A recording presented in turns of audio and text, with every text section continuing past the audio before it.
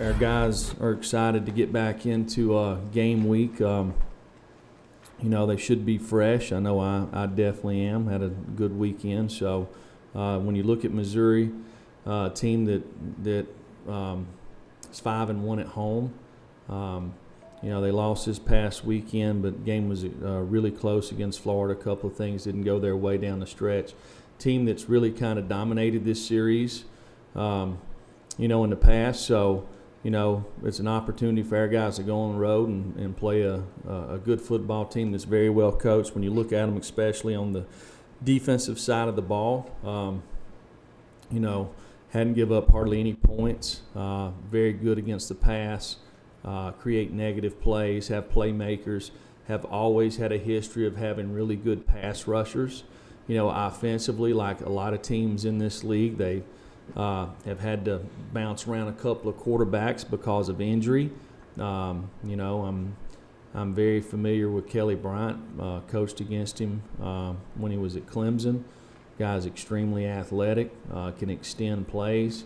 Has a big arm. When you look at Missouri offensively, they're really big and strong and physical up front.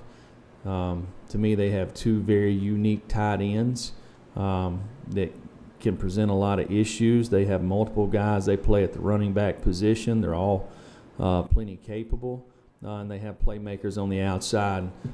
I think you always have to take in the whole body of work. I think it's an advantage playing against somebody. For us, at least, we've prepared against them before and probably have a good idea of their skill set. The offenses are different, but they are some things that they do similar. So, you probably would draw on some of the past to kind of help create a plan. I think the guys are excited about getting going today. It's the clock's ticking, right, on 2019 team. I've said all along that this group of guys enjoy being around each other. We enjoy being around them. And we still as a team have a lot to prove, and our guys are looking forward to have the opportunity to try to be at our best on Saturday. Welcome back to the Paul Finebaum Show, presented by Regions Bank. We welcome you back, and really glad you're here on a busy Monday afternoon. So much out there, and what's been remarkable to me is just how universal the support has been for Tua. I think it doesn't matter where you went to school, what team you support, what part of the country you live in. I mean, there's always an exception. And Darryl is up next. How about them dogs, Paul? Huh? How about them dogs? How about Kirby Smart, an absolute defensive wizard? I mean, he has taken a defense with a bunch of no names, okay, no stars, and it just made them probably the best defense in the country.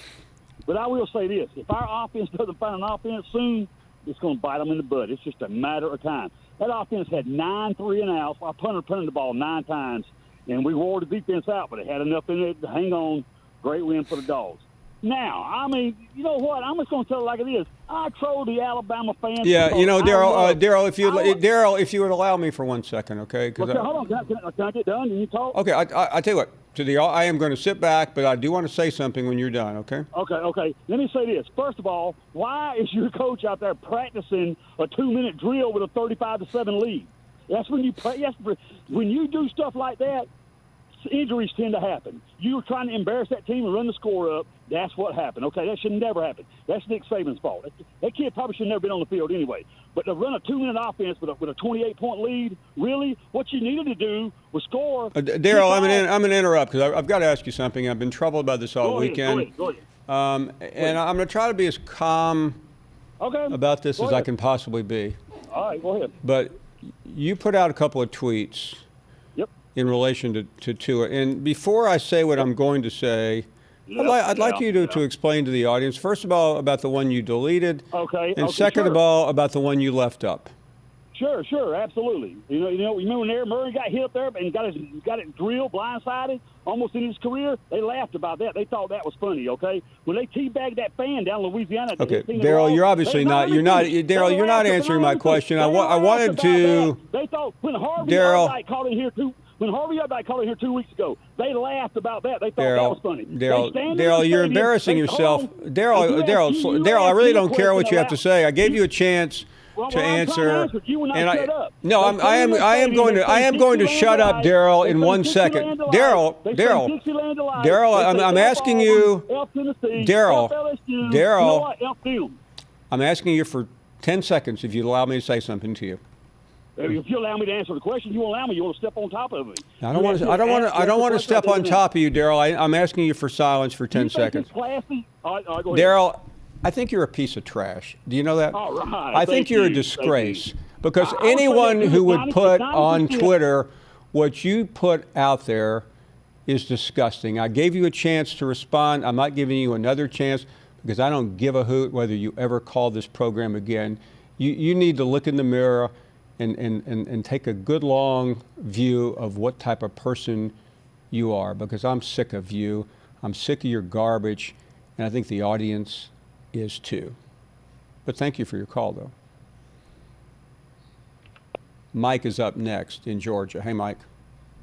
Paul, you're exactly right. The audience is sick of Daryl. Ever since he made that comment about Laura Rutledge and Tammy's funeral, I listened to him then because I thought I might be up next. But I tell you what, if he never came back on this show, it will not be too damn soon. He just needs to go away. That's for damn sure.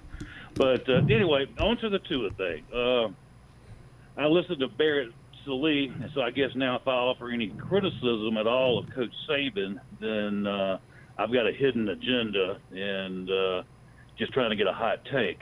Paul, you remember about right after Tua had that surgery on his ankle, I called you. We had a pretty lengthy discussion. And at that time, we talked about his family and the hierarchy in the family and their relationship in this decision and those type of things. And I stated to you at that time, I'm not coming back here saying I told you so. I did state at that time that financially, any way you looked at it, the risk reward was not there for Tua to play again this year. I mean, it just wasn't there.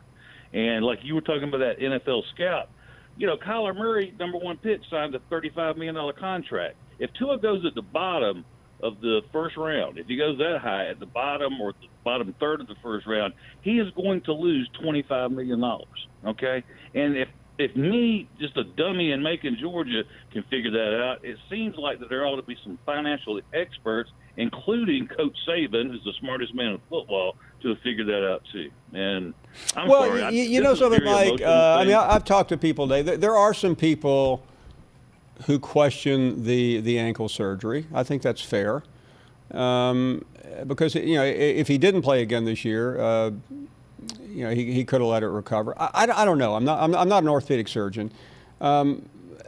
Listen, fair criticism is okay, and I think there is legitimate criticism of the decision to play him. The only thing I just don't understand is why he wasn't practicing all week, he wasn't playing. And then suddenly somebody made the decision to give him the green light. I don't know the answer to that. Do you?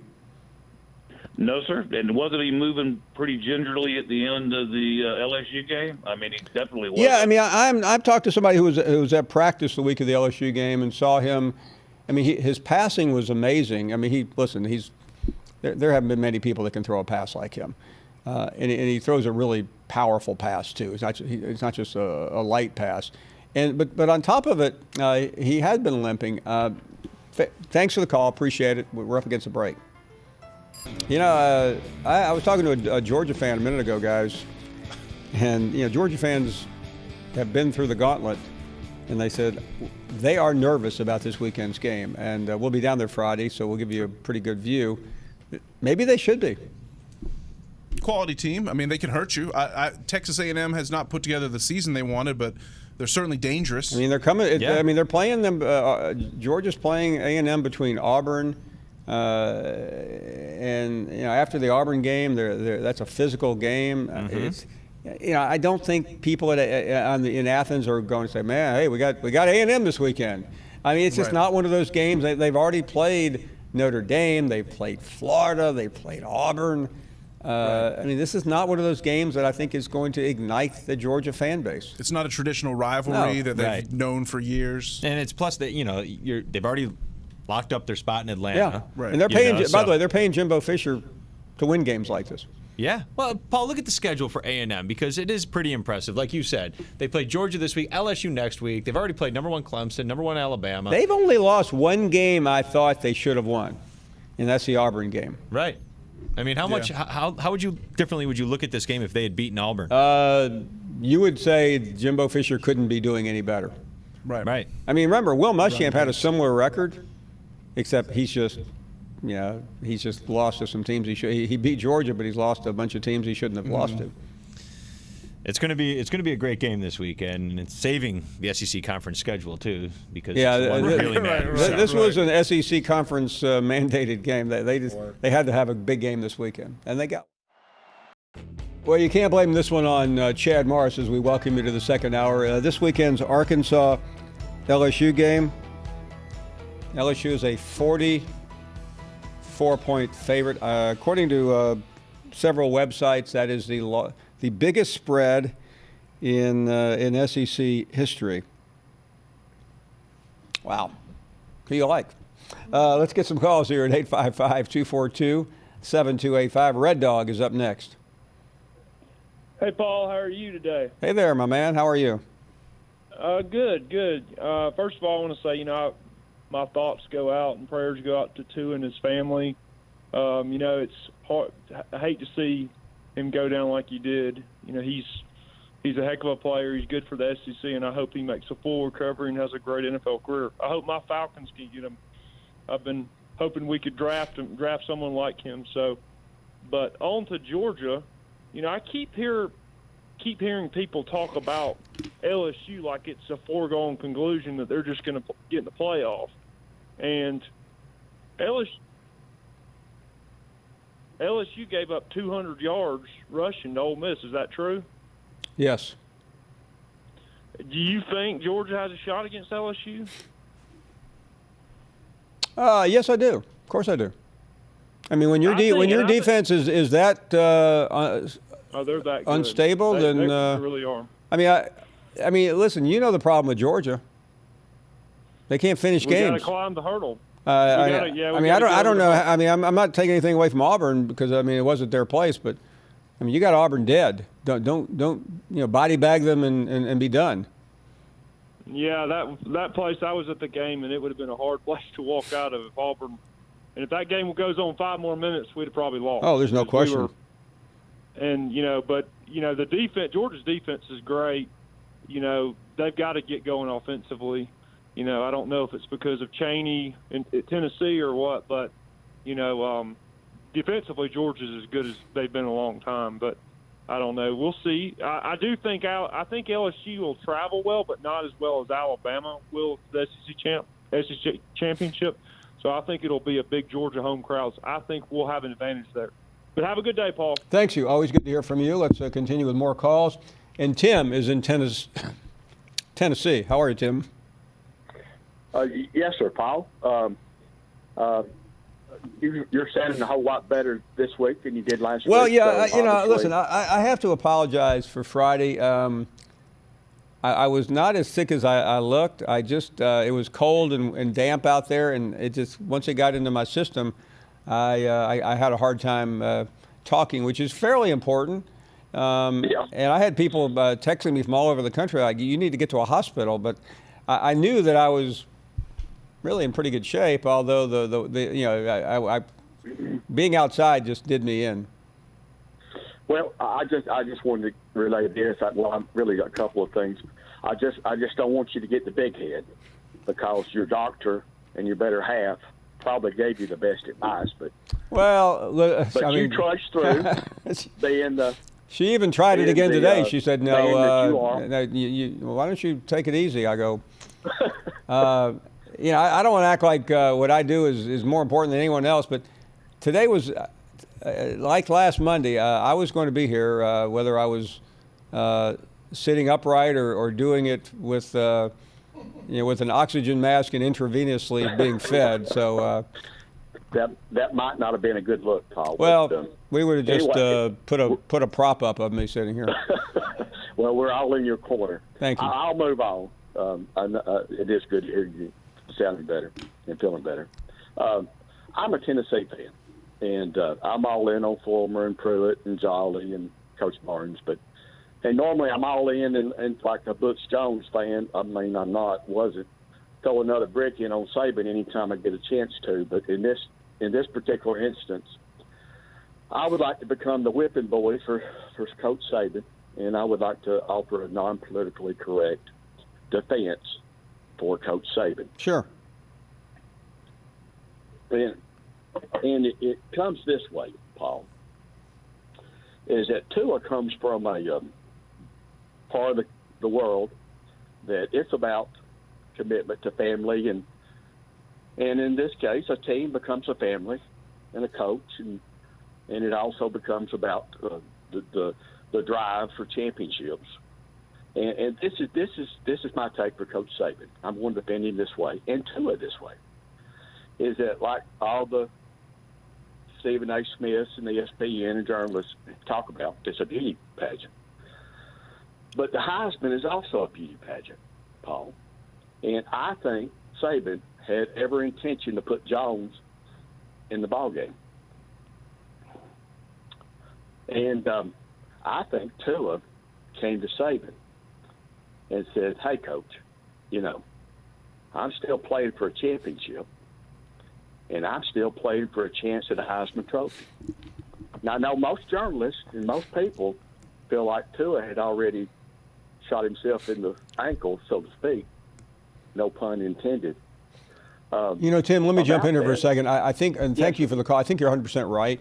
I don't know it for a fact, but my belief is that Tua wanted to play, and that's what Coach Saban can't say that. Nick, listen, we act like Nick Saban doesn't understand the reality of the situation. He does. He's the head football coach. It affects him, and he's got a situation where it's not like it was in Bear Bryant's day when he decides what happens.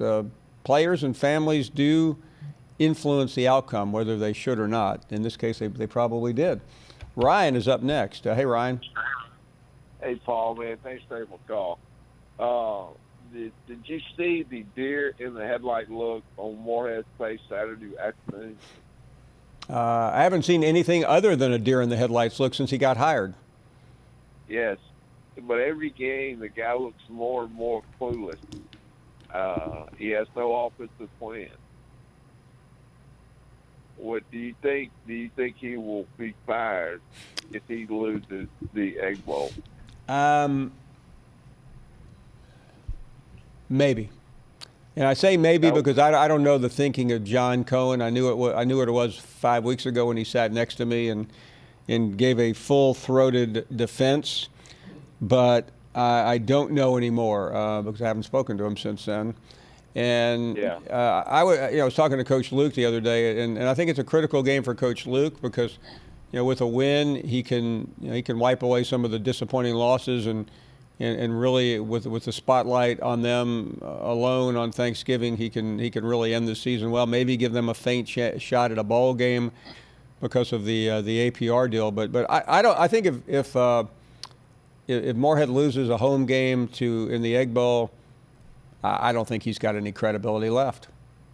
Yes, I would say that Ole Miss is ahead of Mississippi State at this point as far as progress.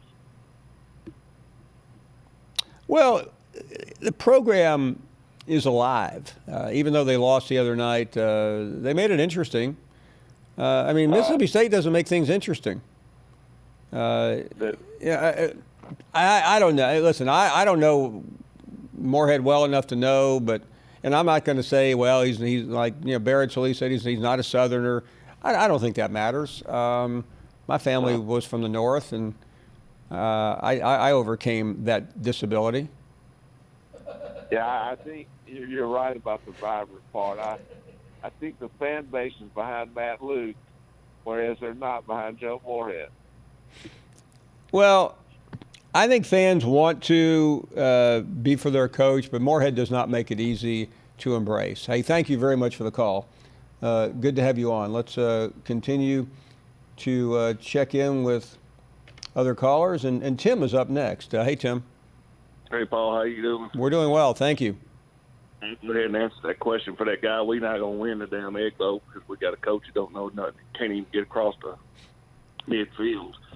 But anyway, Paul, I just want to say a couple things. All weekend long, I've heard, Kirk Herbstreit saying that Alabama wasn't going to get into the playoff because their schedule was too weak and all this other stuff. I wish one time that you would put Alabama and Clemson's schedule together on this TV and just show everybody how weak. Well, listen, I think the better question is how many schools in the SEC would be undefeated with Clemson's schedule, and I'm up to 5 right now.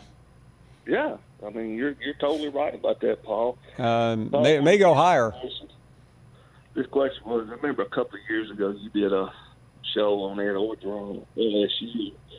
You remember like back when the AD had to step in and tell Ed Orgeron to start trusting his coaches? You're right. That was Joe Oliva. Do you think that Ed would have beat Saban this year if that would not have happened? Yeah, at the time I really had some questions about it, but it turned out to be a very good decision.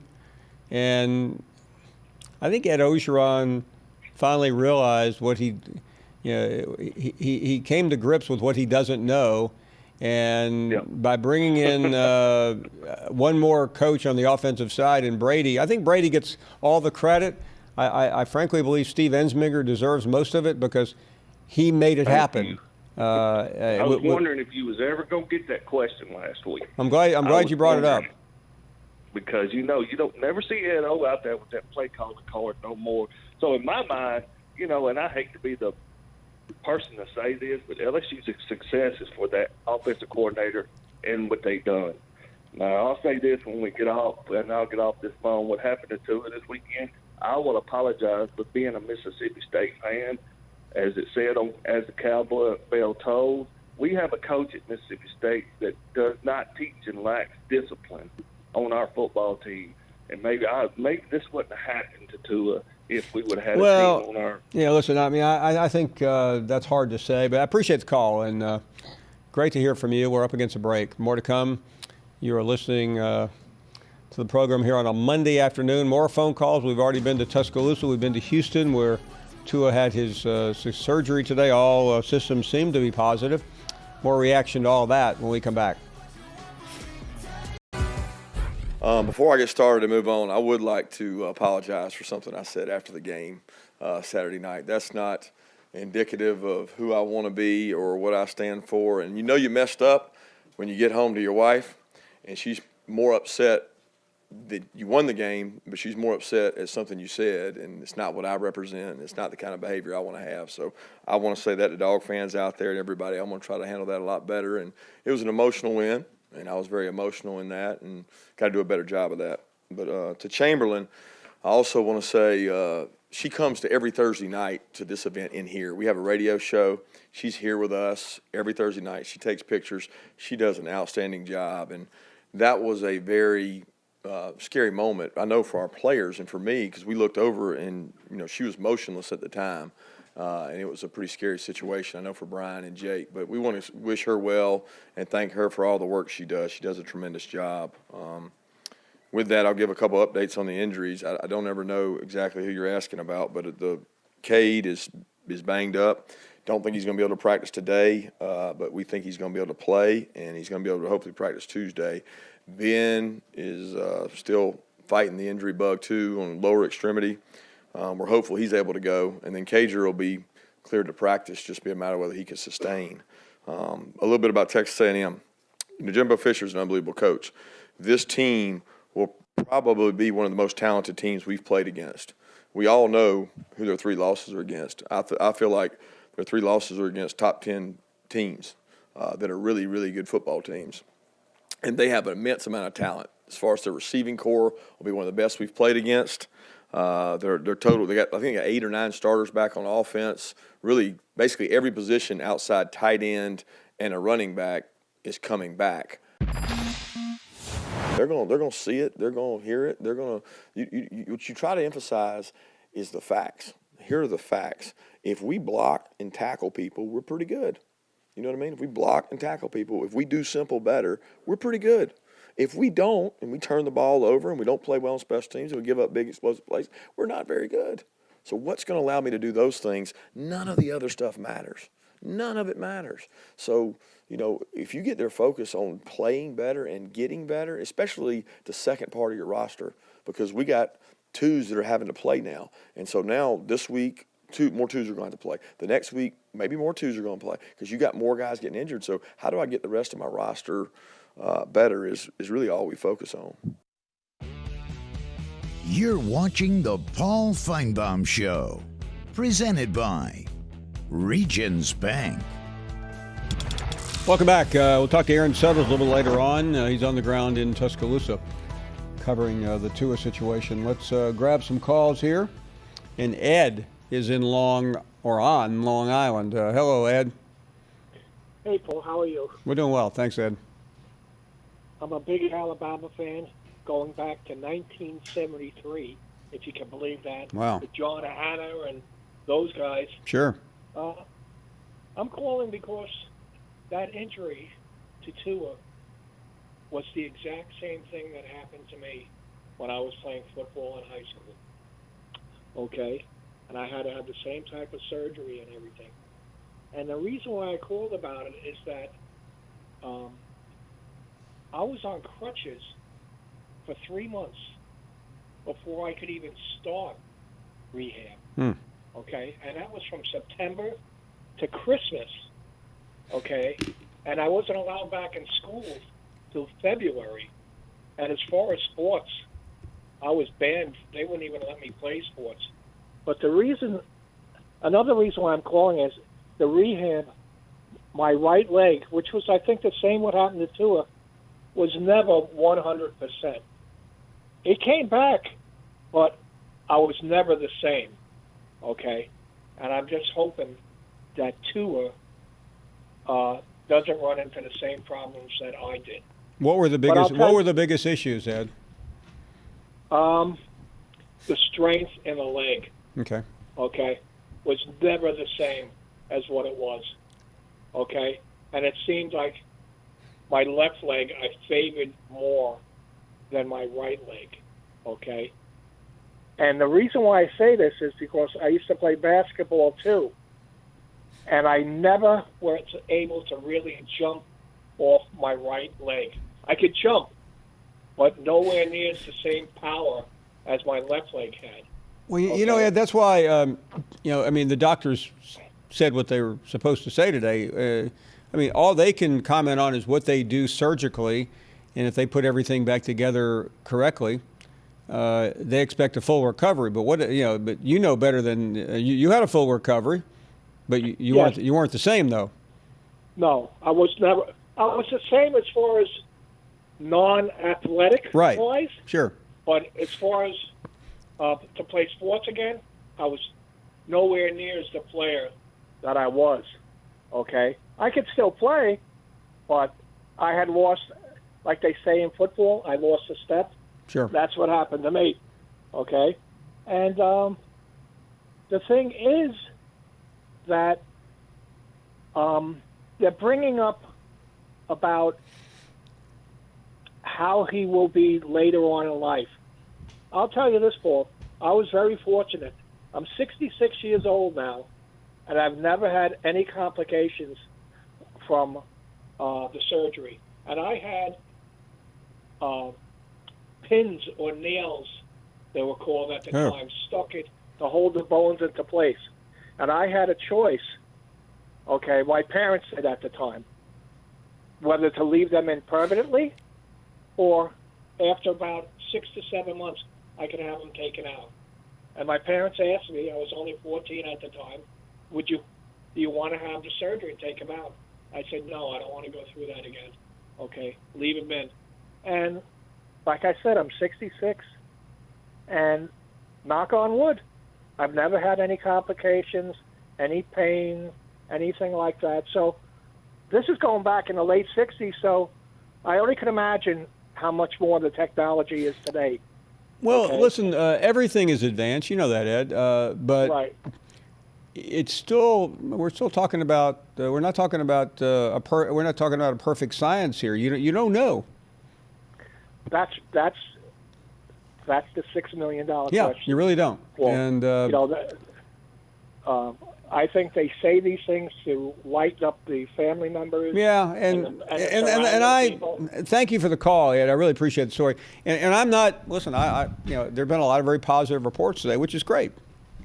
But all I'm saying is it's a long process, and there are a lot of elements to recovery. And I think Ed had a great point. Yeah, certainly our medical advances different today than 1967? Of course they are. But it's still, I've experienced, and others, friends of mine, you know, surgeries that nothing can go wrong. Right. How many times have you heard a story of somebody going into back surgery, coming out worse? I-Man is up next. Go right ahead. Good afternoon, Paul. Thank you for taking my call. Thank you. You know, football is football, and my Tigers took one on the chin. Congratulations, Georgia. But I want to talk about something far more important. What you said concerning Tammy Friday was greatly appreciated and humbling. And it's just a tragic day that day. My prayers to you and your family, and all the fan bases in the country, all across the country, are praying for the Tua family, because it's devastating. It's a sad situation for a young man like that. And I agree with you totally on the surgery thing. All that could be 100%, and 100% doesn't include athletics. If he can get up and walk and do what Ed is doing right now, and by the way, Ed had that surgery, ended his athletic career, but he's not a bitter guy like some people we know. And, you know, I tip my hat to Ed. No, hey, listen, the only thing I want to say about Ed, it's an interesting story. I don't think it's necessarily germane to this case. We're talking about an elite athlete. But I will say repeatedly, I mean, you and I both know many stories. Anyone who thinks that they have it all figured out when it comes to medicine doesn't understand medicine. They don't. There's a reason they call it practice. Yeah. And because it's continued practice, and they all do the best they can, but it is a continued practice, and each person gets different results. Now, let me say this. Paul, as a caller to your show, there comes a notoriety to some callers out there. And you know, some of these people, all of these people, can use that notoriety any way they want to. They can further their financial dreams or whatever. It's all laid out there in front of them. And you can be a kind person, or you can just be an ass. And you know, I found, and not being a fraud of a person, because I am who I am, I found that just being humble, being involved with your program, and being able to be positive with people, and having fun with sports, and having fun with your program is what suits my personality and me best, because that's who I really am. But I don't understand some of these, several folks that take this notoriety and go way over the top. They're hateful, they're hurtful, they're cruel. They have nobody else's best interest in mind. They have no best wishes for anybody.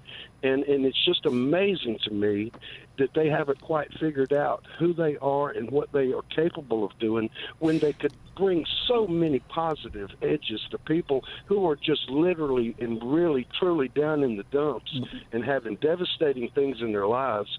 And a couple of these people that have the notoriety on this program are just damn jerks, and it doesn't make sense to me. But I mean, you know something? I'm not cutting the person, one of two people in the spotlight today any slack.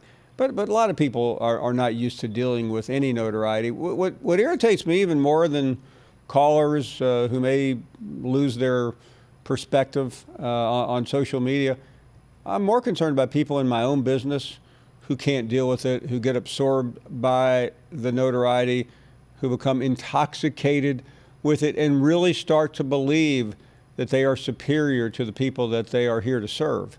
That's when I just get really sideways. And I agree with you, because I've kind of seen it on all kind of ends of the spectrum with what I've done in my lifetime. And you know, when it comes to me being on your program, when I tell people I'm just a caller on your program, that is truly what I believe. I'm just a caller on your program. Paul, have a good day. Thank you. And you're a long-standing and loyal and fantastic caller as well. Thank you for being here today and for saying that, especially about Tammy. We said it at the very end of the show. Saturday was the one-year anniversary of Tammy's death and her granddaughters as well, and it's you probably didn't get enough conversation here with everything else that is going on. But we think about her every day, and we miss her terribly. We will be right back. Getting on, watching the game film from South Carolina, very proud of our team. We knew going in it was going to be a very physical football game. South Carolina plays a very physical brand of football. Knew he was going to have to run the football and try to continue to run the football to be able to set some things up so their front couldn't become one-dimensional, and we had to stop the run on the other side, and we were able to do both of those things for the most part. Their defensive front was very good. There's a lot of really good draft picks on that group. Physical up front, our offensive line did a really good job. Our backs, our tight ends getting better. Receivers did a great job blocking down the field, and we were able to, keep running the football. And sometimes had success, sometimes didn't, but we had to keep pounding away and got some play actions out of it and some nice plays that complemented it, and but did a really nice job playing a physical football game. Again, offensively, one of the things I was proud of, we scored in 2 minutes before the half, was able to get a field goal, which is a long drive, ate it up, got points down there. Didn't like how we started the second half. Thought I'd come out and got a penalty and then had a drop ball and had 2 or 3 things happen. We got to get that cleaned up. But, still a lot of things to work on. We're getting better and better. The young guys are playing with more consistency. We got to keep pounding that to get more consistency out of them because, we got an extremely tough opponent coming up this weekend. Georgia, as you watch the film, as sound an opponent as we'll play and have played. I mean, they're solid in all 3 phases. Defenses, they're outstanding. I don't know what, there got to be 1, 2, 3 in the country on defense, giving up 10 points a game, 260 yards a game, 75 yards rushing a game, third down percentages, low 30s.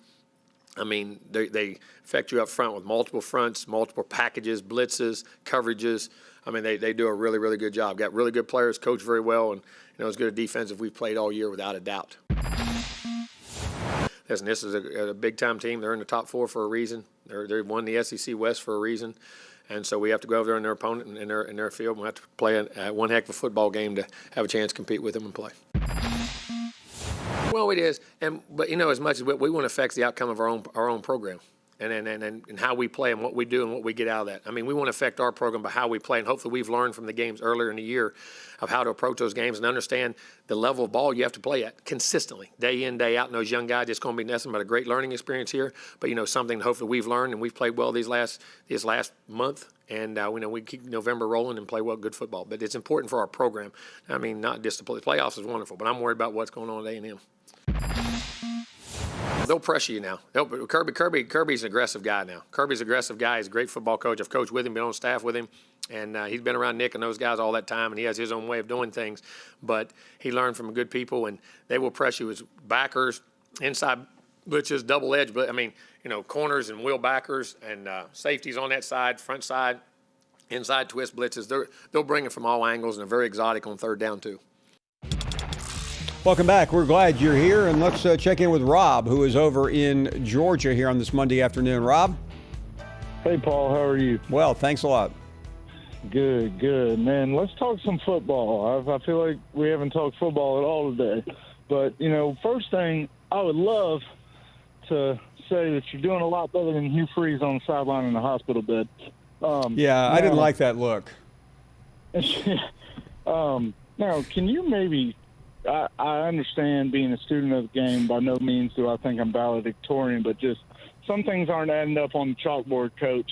Okay. And please explain to me how, in Christ's name, other than sheer chaos, does Alabama have a shot at the playoffs? You have one, if you beat Auburn, one top 25 win, no division win, and you're up against the likes of a possible undefeated a one-loss LSU if they lost to Georgia, or let's make it easy, okay?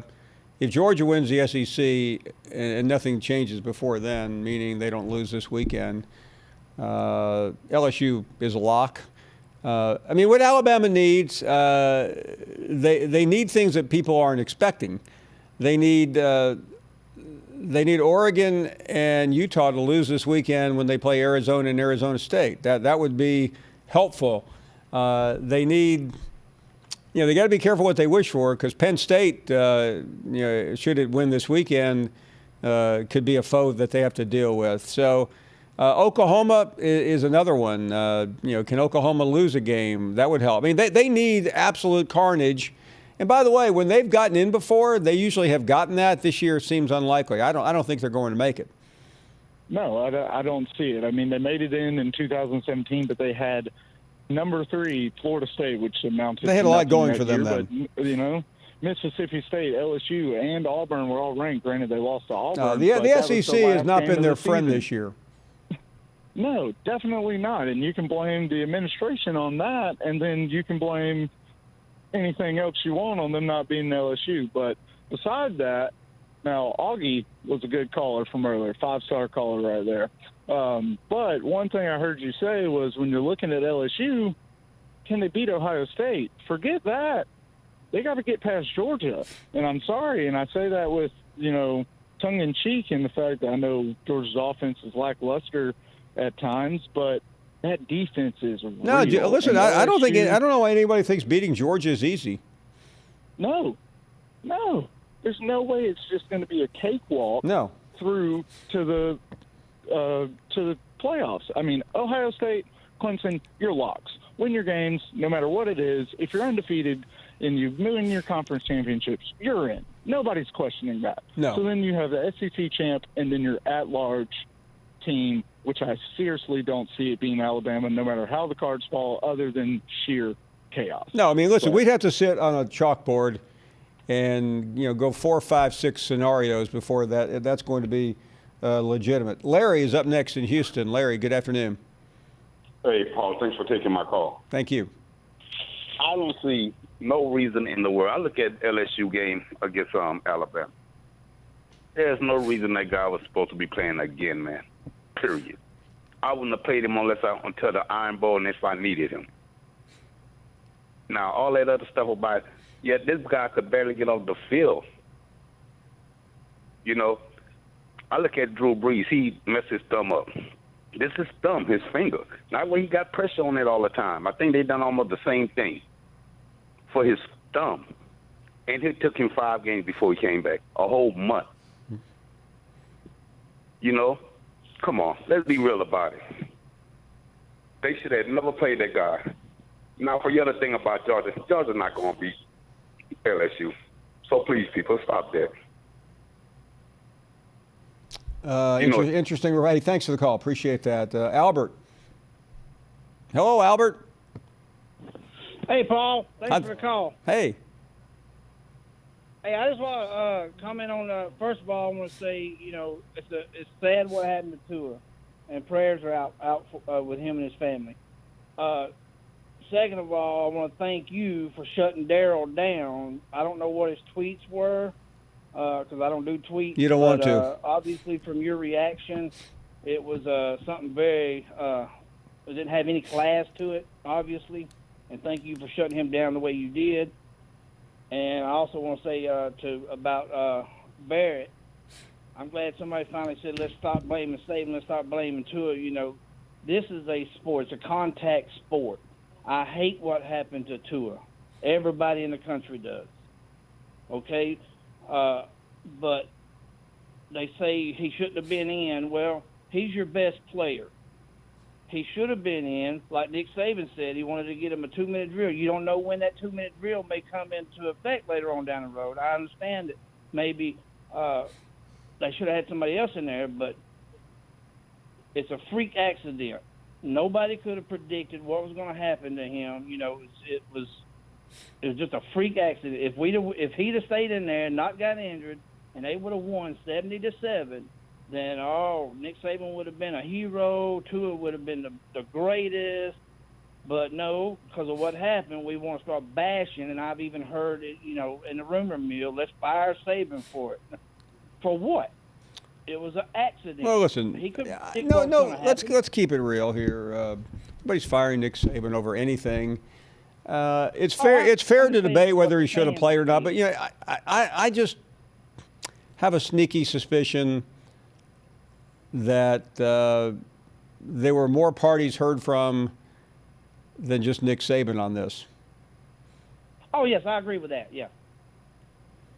But I mean, it's a shame. And by the way, that, listen, I'm not defending Saban, but because he is the head coach, he's responsible. But he has a coordinator.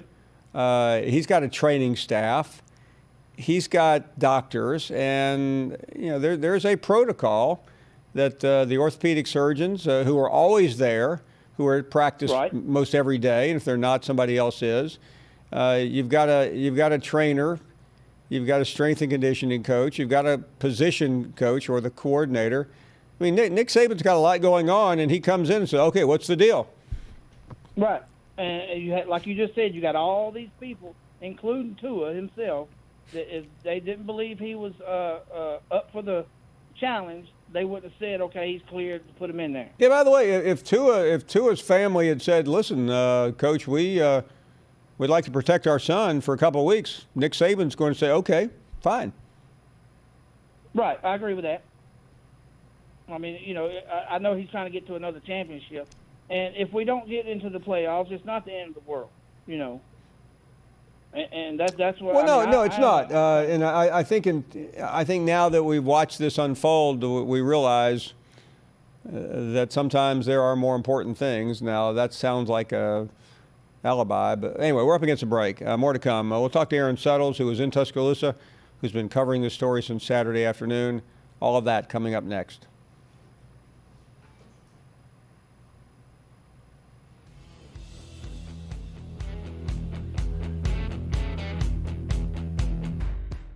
Just to kind of recap Alabama, certainly not the outcome that we were looking for. Dug ourselves a hole early with the 14-0 deficit, and tough to get out of that. I thought there were some positives to take away from it. Thought we answered back with a touchdown there early in the first quarter. Moved the ball somewhat well between the 20s, weren't able to punch it in at any point in the game. And then I thought our defense in the second half, only giving up 3 points, was a positive. Thought our kids fought, thought they competed, thought they played hard, but credit goes to Alabama against a team of their caliber. We didn't execute well enough to earn the right to win. So, so going to take away the positives and move on from there. It was great to have Elton Jenkins and Jeffrey Simmons, back to join us for the game. Let us out on the dog walk, and to have two players of their caliber. Both guys who did an awesome job at Mississippi State be back around the program. I think that was great for everyone to see. Having Dak have another huge day yesterday, over 400 yards passing with a big win, that was a positive. Thought that the crowd was awesome. End of the game, stayed the whole time, provided us a good energy and good boost, and I thought all those things were, were positives. Heading into Abilene Christian, FCS program, so have been down that road. Coach has done a real nice job, building that program. Had a ton of success as a Division II coach. I think entering this job that he was a winningest active coach in NCAA, and once again having been a part of that and playing against an FBS program, the kids look at it as a chip on their shoulder, a chance to compete, against players at the highest level, and we were fortunate enough to get two upsets, one over Temple and one over Army. So I know they're going to be fired up. I know they're going to be excited. Night game at home. We're going to have a huge homecoming crowd. Fans are going to be into it. Fans are going to be excited. So we're excited to get them out. And, last two games of the season at home, and, kids are very excited about it. Yeah, you kind of go into it with a very aggressive mindset and attitude. Anyone who puts on a helmet or plays a game at this level, or any sport for that matter, wants to believe they could play at the highest level. And, like I said, the kids enter the game with a chip on their shoulder. They go in with everything to gain and nothing to lose. And, like I said, we were 2-2. We lost to Cincinnati and lost to Army, and then beat Temple and then beat Army. But it's just a game where the kids are excited about it, the coaching staff's excited about it, and they go in looking to have something to prove. This is the Paul Finebaum Show, presented by Regions Bank. We welcome you back. Let's go to Paul next. as we continue here on a Monday. Paul is in Idaho. Hey, Paul. Hey, how you doing today? We are doing great. Thank you. Hey, I don't understand. Why do all Georgia fans worry about other teams other than themselves? They're just concerned about their fellow brother. Yeah, well, I mean, I'm just saying they always worry about Alabama and they don't worry about themselves. I mean, and then Darrell in his remarks against Tammy and Tua, Yeah, he is a disgrace to the world. he is. We agree on that. All right. Well, you have a great day. Well, thank you. We agree with somebody. First time I've ever agreed with somebody from Idaho. Richard is up next. Hey, Richard. Hey, Paul, how you doing? Oh, we're doing well. Thank you, Richard. Hey, I think it was Barrett that was on earlier and said he couldn't remember the last time something had an impact, an injury like Tua had this weekend. The closest thing I can remember is, do you remember Marcus Lattimore a few years ago? Oh, yes, I sure did. That was terrible. That was, I mean, you know, they're all bad, but I just remember having the same feeling that it was just such a serious injury and it was going to impact his pro career, and just having that same kind of feeling. Yeah, no, I do. And knowing Marcus, he's made so much of his life since then, helping others and making such a strong contribution. That's a great point. I completely forgot about that, but I distinctly remember that injury when it happened. Yeah, that was just the first thought that came to mind. Hey, obviously, Tua, that's the big story this weekend, but I haven't heard anybody mention the Baylor and Oklahoma game. I mean, that was an amazing game. Yeah, you know what was interesting? Jalen got so much credit, and he deserved it, but because of Jalen's miscues, he helped put his team in that hole, but he got them out of it. I watched that game Saturday night. It was remarkable. Just 20. I think it was 28-3. Yeah, and I'm not a fan of either team. I just thought it was a fantastic game. It was extraordinary. And probably kept what very slim hopes Oklahoma might have, but at least Baylor was in a situation where they were suddenly in contention, but yeah, I still don't see OU. I don't know who OU is going to trump, frankly. I'm not overwhelmed by their resume. Hey, great to have you on. Thank you very, very much. Sky is in Birmingham. Hey, Sky. Hey, Paul. Been a long time Gus Malzahn supporter and defender as a die-hard Auburn fan, but I wanted to get your opinion on whether you think Gus Malzahn has taken the Auburn program as far and as high as he can take it. My question is, has the Auburn program grown stale and stagnant under Malzahn? I know that there's an upward trajectory as far as like the football-only facility getting approved, and and recruiting's excellent. But I mean, heck, Paul, you know as well as I do that Auburn's so much bigger than a head coach, and if you get the right guy in there, then he's going to be successful. And look, Gus Malzahn is a great representative of the university. His teams never quit.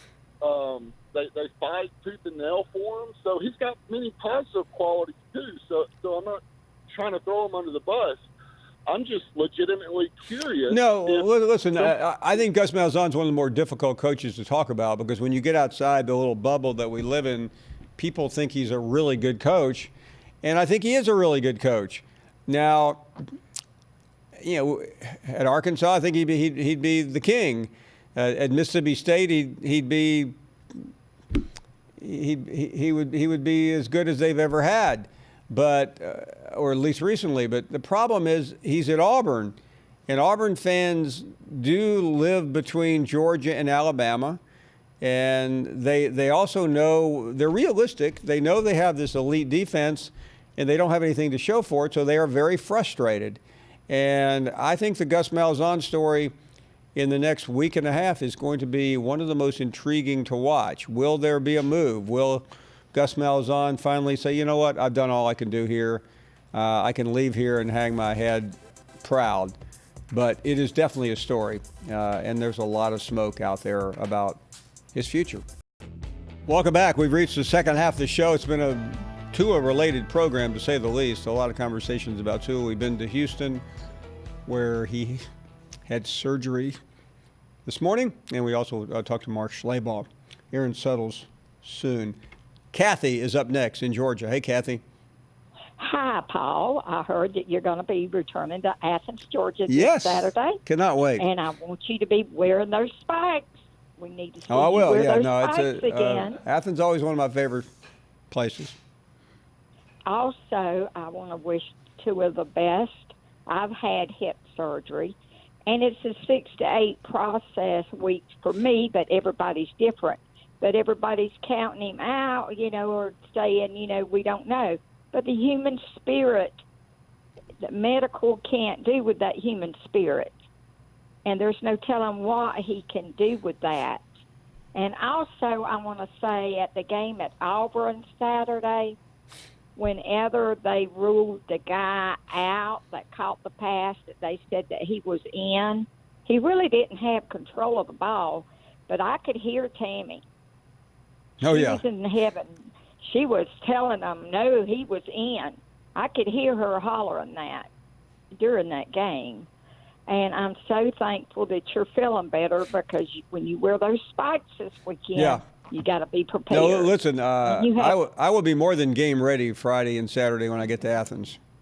I can't wait. And hopefully I can talk my husband and get in there Friday so I can get to meet you. Well, I would look forward to that. And you tell your husband it's a must. It's an absolute must. Exactly. And you have a good evening. Thank you very much. Great to hear from you. Trey is up next. Hey, Trey. Good afternoon. Hey, Paul. Did you have a great weekend? It was. It was unfortunately a very dramatic weekend, but with the news out of Starkville. But yes, got through it. Yes, sir. Yes, sir, it was. Well, I'm going to ask you a question or make a statement to lead to a question. All I hear about who should be 1 or 2 is Ohio State's the most complete team, but LSU's the most deserving because of scheduling, and I'm not disagreeing with any of that. But my question to you would be this, and I'll hang up and let you comment. If Georgia wins the SEC and Penn State wins the Big Ten, we know Clemson's going. Who's getting in, the most deserving team or the team that's the most complete team? And Wow. I'll hang up and listen to you. That's a great Have question. great day. I think it's also interesting. LSU's number 1 right now, but think about this: if Ohio State looks really good against Penn State, and then goes on the road and beats Michigan, which is going to be, in spite of what all these pundits had to say about Jim Harbaugh, that's going to be a big win, because Michigan has salvaged its season quite effectively. I think Ohio State will end up perhaps number 1 in the country before it's all over, especially if they get a big bowl win. Let's continue. Gail is up next in New Orleans. Hey, Gail. Hello, Paul. How are you? I am well, thank you. Good. I was just wondering if you feel that LSU will remain number 1 in the poll tomorrow night due to the defense allowing 4 rushing touchdowns from Ole Miss, and also Ohio State beating Rutgers. Well, I can tell you, beating Rutgers, you might as well, beat some high school team in Idaho, because it's not going to help you. Yes, Ohio State will remain number 2, LSU 1. I do think it could change after this week or in 2 weeks, because LSU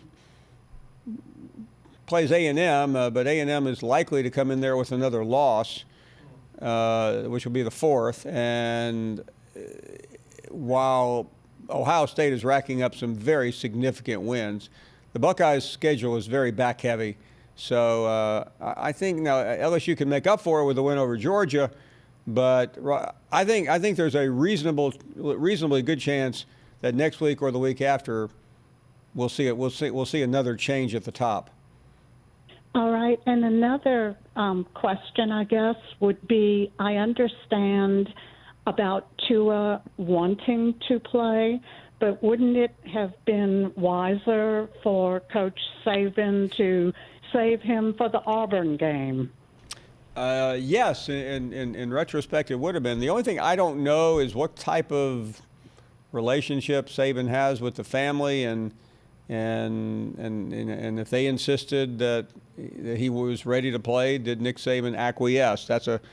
We probably won't get the answer to that, but my sense is that the family and Tua said, you know what, we want to play, and Saban goes, okay.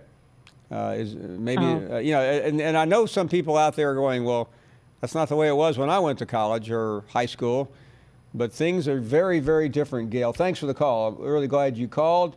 And how about Richard in Georgia? Richard, go right ahead. Yeah, Paul. First, I'd like to say, I hate what happened to Tua. I'm a Georgia fan, but that's just awful. But my two questions, and I'll hang up and let you answer them. One of them is Tua could actually come back to Alabama next year and rehab in Alabama and actually play because he's just a junior. And my next question is, LSU, the people think they done took the dynasty from Alabama, but they ain't had a quarterback in 15 years. Now Joe Burrow's leaving. Where's that next Joe Burrow coming from next year? And I'll just hang up. And as far as Joe Burrow, I mean, the LSU feels pretty good about what they have from a recruiting standpoint. Would Tua come back next year? I don't know. I doubt it. First of all, he has absolutely nothing to prove. He very likely would have been the number one quarterback taken last year. It's not like he needs to go out there and show the world that he is a good college quarterback. He's an elite college quarterback. So, his choices would be to try to sign or be drafted by an NFL club. And by the way, I'm not trying to make this story into a more positive one because it's a pretty rough story to talk about. But the fact that he will not go in the top part of the draft could be advantageous. He could end up on a good team versus a terrible team. And I can't predict which one that will be, but any of them will be better than where he probably would have ended up going first or second in the draft. Secondly, if he decided not to go the route of pro football, he could also spend the year just rehabbing and working out, which would not hurt his stock very much either. Thanks for the call. Doug is in South Carolina. Hey, Doug. Hey, how you doing, Paul? We are really doing well. Thank you. Yeah. Well, first of all, before I talk any football, I wish Tua speedy recovery and Godspeed. He's really a great guy and a good quarterback. Sad what happened to him, but I've watched football for over 60 years, and I've seen some horrific injuries, and I've seen some that's freakish. And what happened to Tua was just freakish. It was. Well, about your buddy Barrett earlier on the show, now he says Will's safe.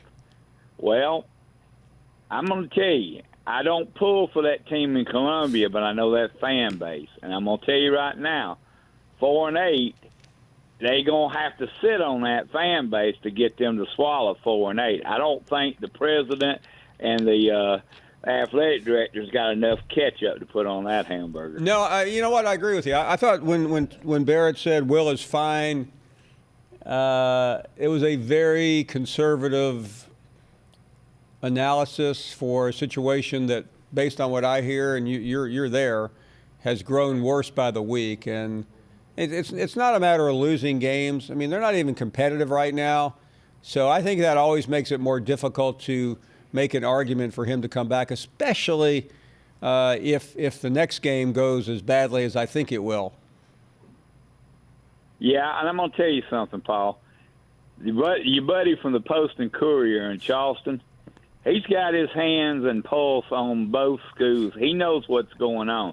He seems to be knowledgeable. He does. And that's who I would, if I was you, that's who I'd take stock in because he knows what's going on. He's got his finger right on both programs.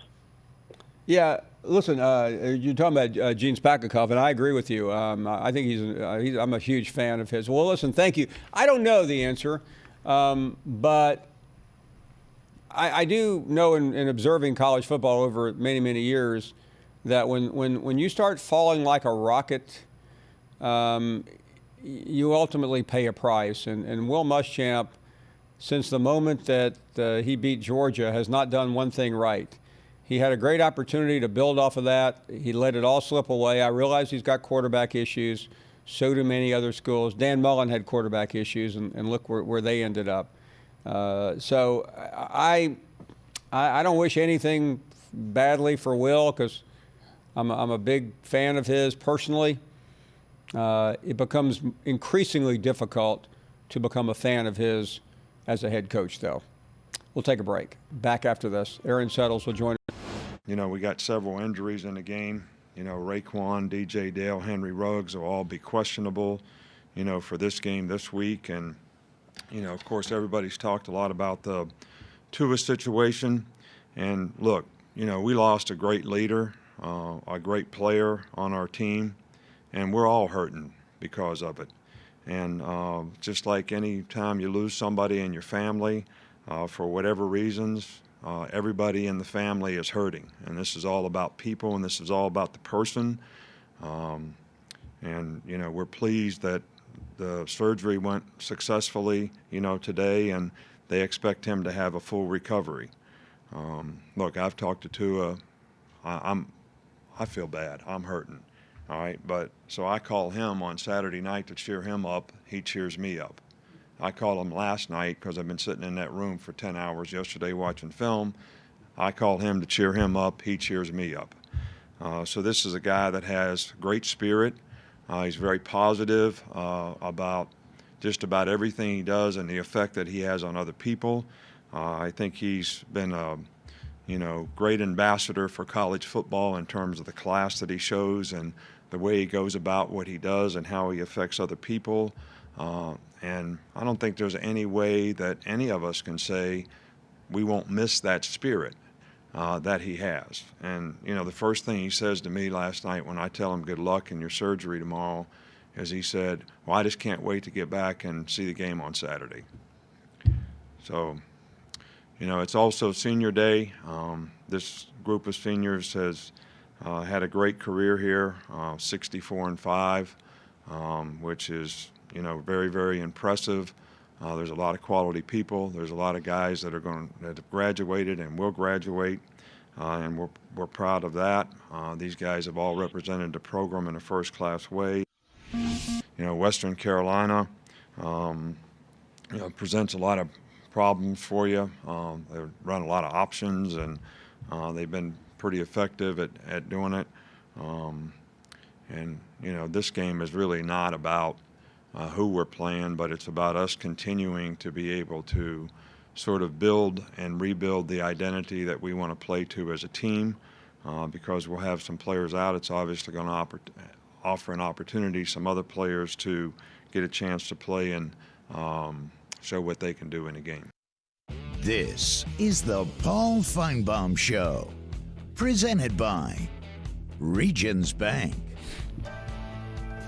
Welcome back. We are glad you're with us, and it's been a very difficult couple of days. And when we heard the news first broken by Aaron Settles of The Athletic about where this was going Saturday afternoon, it has been increasingly difficult to talk about. And Aaron talked about that today in his column on The Athletic. Aaron, thanks for the time. Really appreciate great work over the weekend, nailing the Tua story down. I want you to share with us some of the things that you talked about. You've been at the vanguard of this story since Saturday afternoon.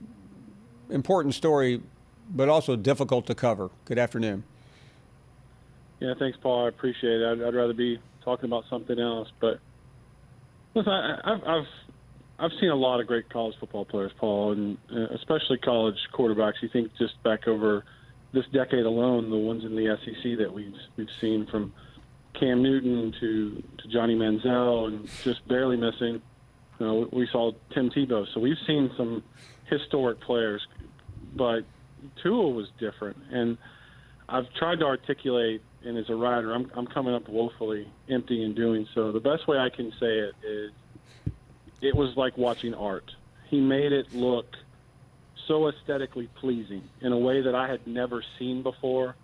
The spiral of the football, the accuracy of it, the sort of it wasn't as improvisational as a Johnny Manziel, but there was just sort of a flowingness to it that all came together that just looked like an artist at a canvas. And to see it taken away so cruelly with the blood on his shirt and sort of hearing, reports of him screaming in pain and realizing it was a hip and how serious those are in terms of a career for a football player, to know that at least his collegiate career was over. There was such a sudden finality to it that there's no other way to put it other than just sadness.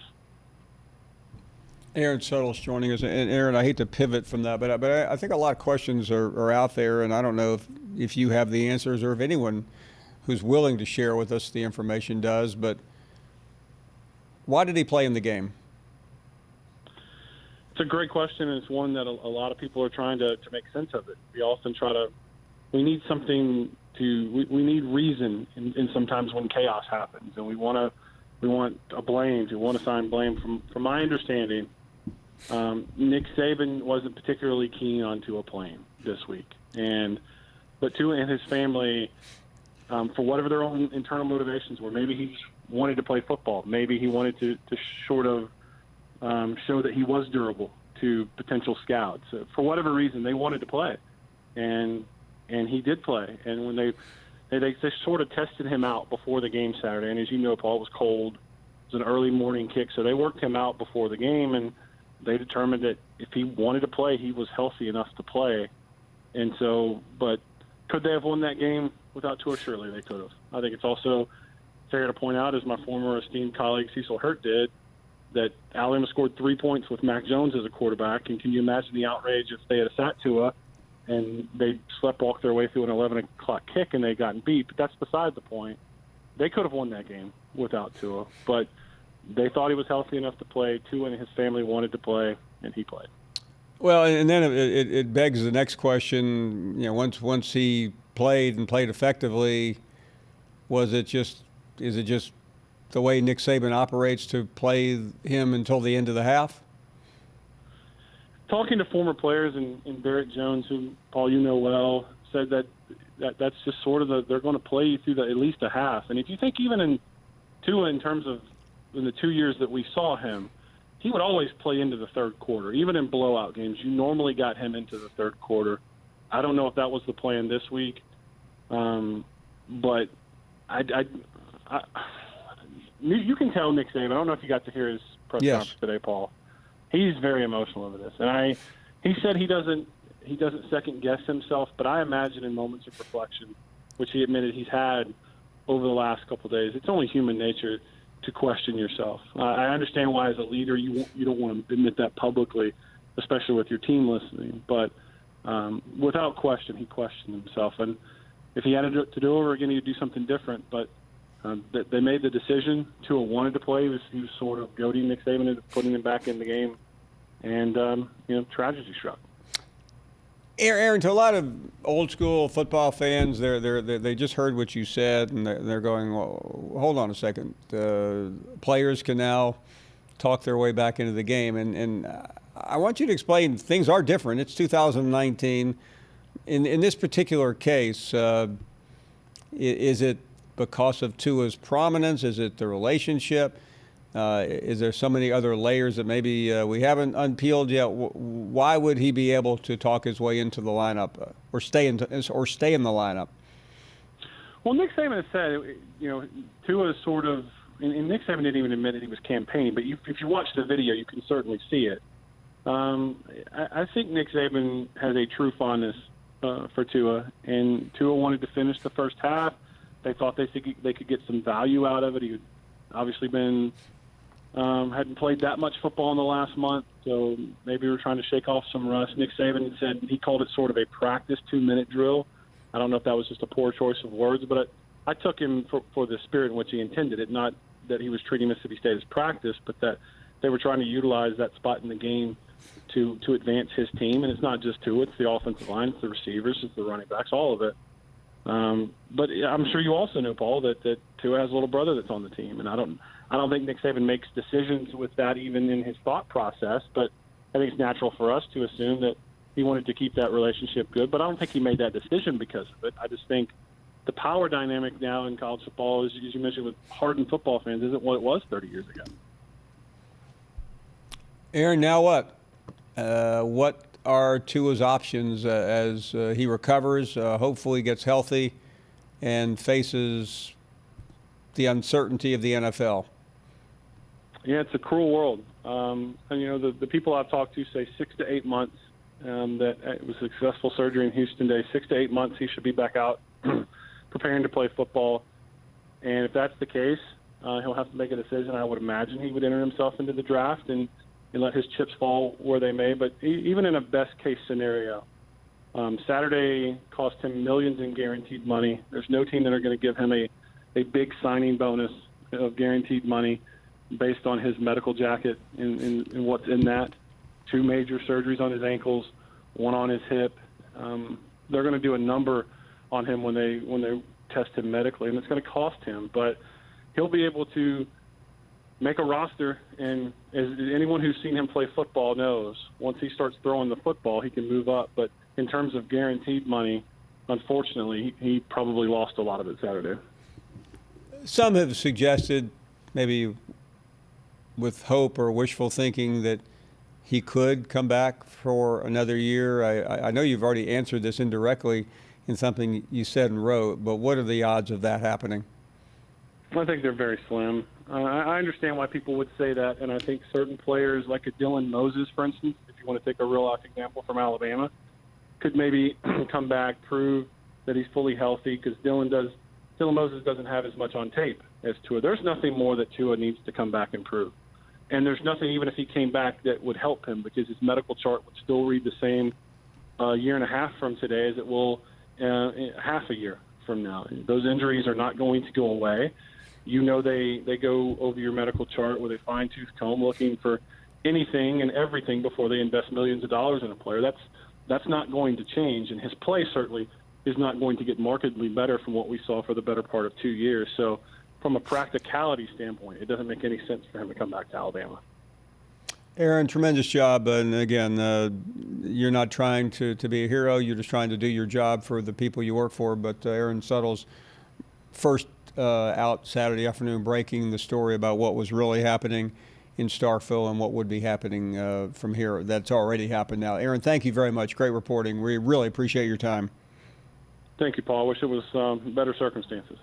Talk soon. Aaron Suttles, one of the best reporters out there, also hosts one of the hosts of Three Man Front, which precedes us in Birmingham on WJOX. We're heading to a break. More of your phone calls here at 855-242-72 today, and it will continue to roll on about Nick Saban, guys. Seems like he has come through this as well as he possibly could under the circumstances. Yeah. I mean, it's still – I've seen, Paul, from a lot of fans questioning why he was playing. Not so much like kind of the media or the talking heads. Some of the players, former players have come out and said, listen, they're practicing. You're going to have him out there, and everybody's going to play a second-guessing armchair quarterback. But my question, Paul, is how is Coach Saban going to react to everybody questioning him? I mean, now you're looking at a loss versus LSU, an unfortunate accident with your quarterback, Clemson last year. They're starting to be mounting up in pressure that, frankly, Saban's never had at Alabama. Well, and I don't think it's reached what I would call a tipping point yet, Mark, because you just don't call Nick Saban and say, hey, some guy on Twitter posted something about you. But, I mean, there may be a time where someone prominent comes out and makes a statement. It may not be right now. It may be closer to the draft. But he'll come under some indirect criticism, whether it's justified or not. And at that point, he'll have to answer to it. Right now, I think people are still, including him, in a state of shock. Do you think he helped himself as far as the public reaction at today's press conference, being so concerned and sort of being effusive in his praise and his reaction? Yeah, there? I think short of just taking responsibility for something that's hard to blame him for, he probably said all he could today. I mean, if we're just looking at it from a PR standpoint, I expect. I mean, listen, I know he talked about watching game film for 10 hours. I'm hoping, as a college football fan, he was watching Auburn film, not Western Carolina film. Hopefully. There was an interesting point that Suttles made that Tua and his family came to him and said they wanted to play, Paul. Yeah, you knew that was coming. Yeah, Urban Meyer told a really good story about it from 2008 when Tim Tebow was injured, and he wasn't going to play him against LSU, but the family came, and they were like, listen, we want to play. The doctors have cleared us. So at what point that was, do you have by to the way, listen to the that was family, one of too? the most controversial things I had ever covered. It was the only story going that week. We had countless neurosurgeons on. Tebow should have never played in that game, but he did. Easy for me to say no. Welcome back. Glad you're here. Really fantastic conversation with Aaron Suttles. Let's go to Guy in Houston. You're on the air. Hello, Guy. Hey, Paul. Thanks for taking my call. Thank you. I'm a Georgia fan. And like everyone who has called today, the big topic is Tua and that tragic injury. I hope the young man does recover fully. That's the type of injury that Bo Jackson had that ended his pro football and baseball careers. By the way, let me offer this, Guy. I was a newspaper reporter at that time, and I did a lot of reporting in covering Bo's injury, including countless conversations with Dr. Jim Andrews, who oversaw that, even though I believe the surgery was in Chicago. I'm not trying to be too in the weeds.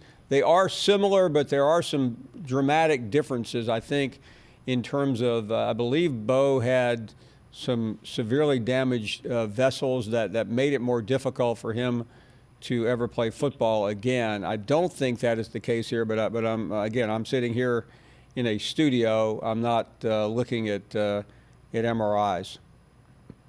And hopefully you're right, and hopefully this doesn't have the circulatory problem that Bo had. No, I mean, I think Bo played baseball after that, not effectively, but that was it for football. It was tragic. It was really tragic to see that happen. Well, what I was calling to follow up on was a comment that you started making and got off on, and it was about the relationship between Tua's family and Coach Saban.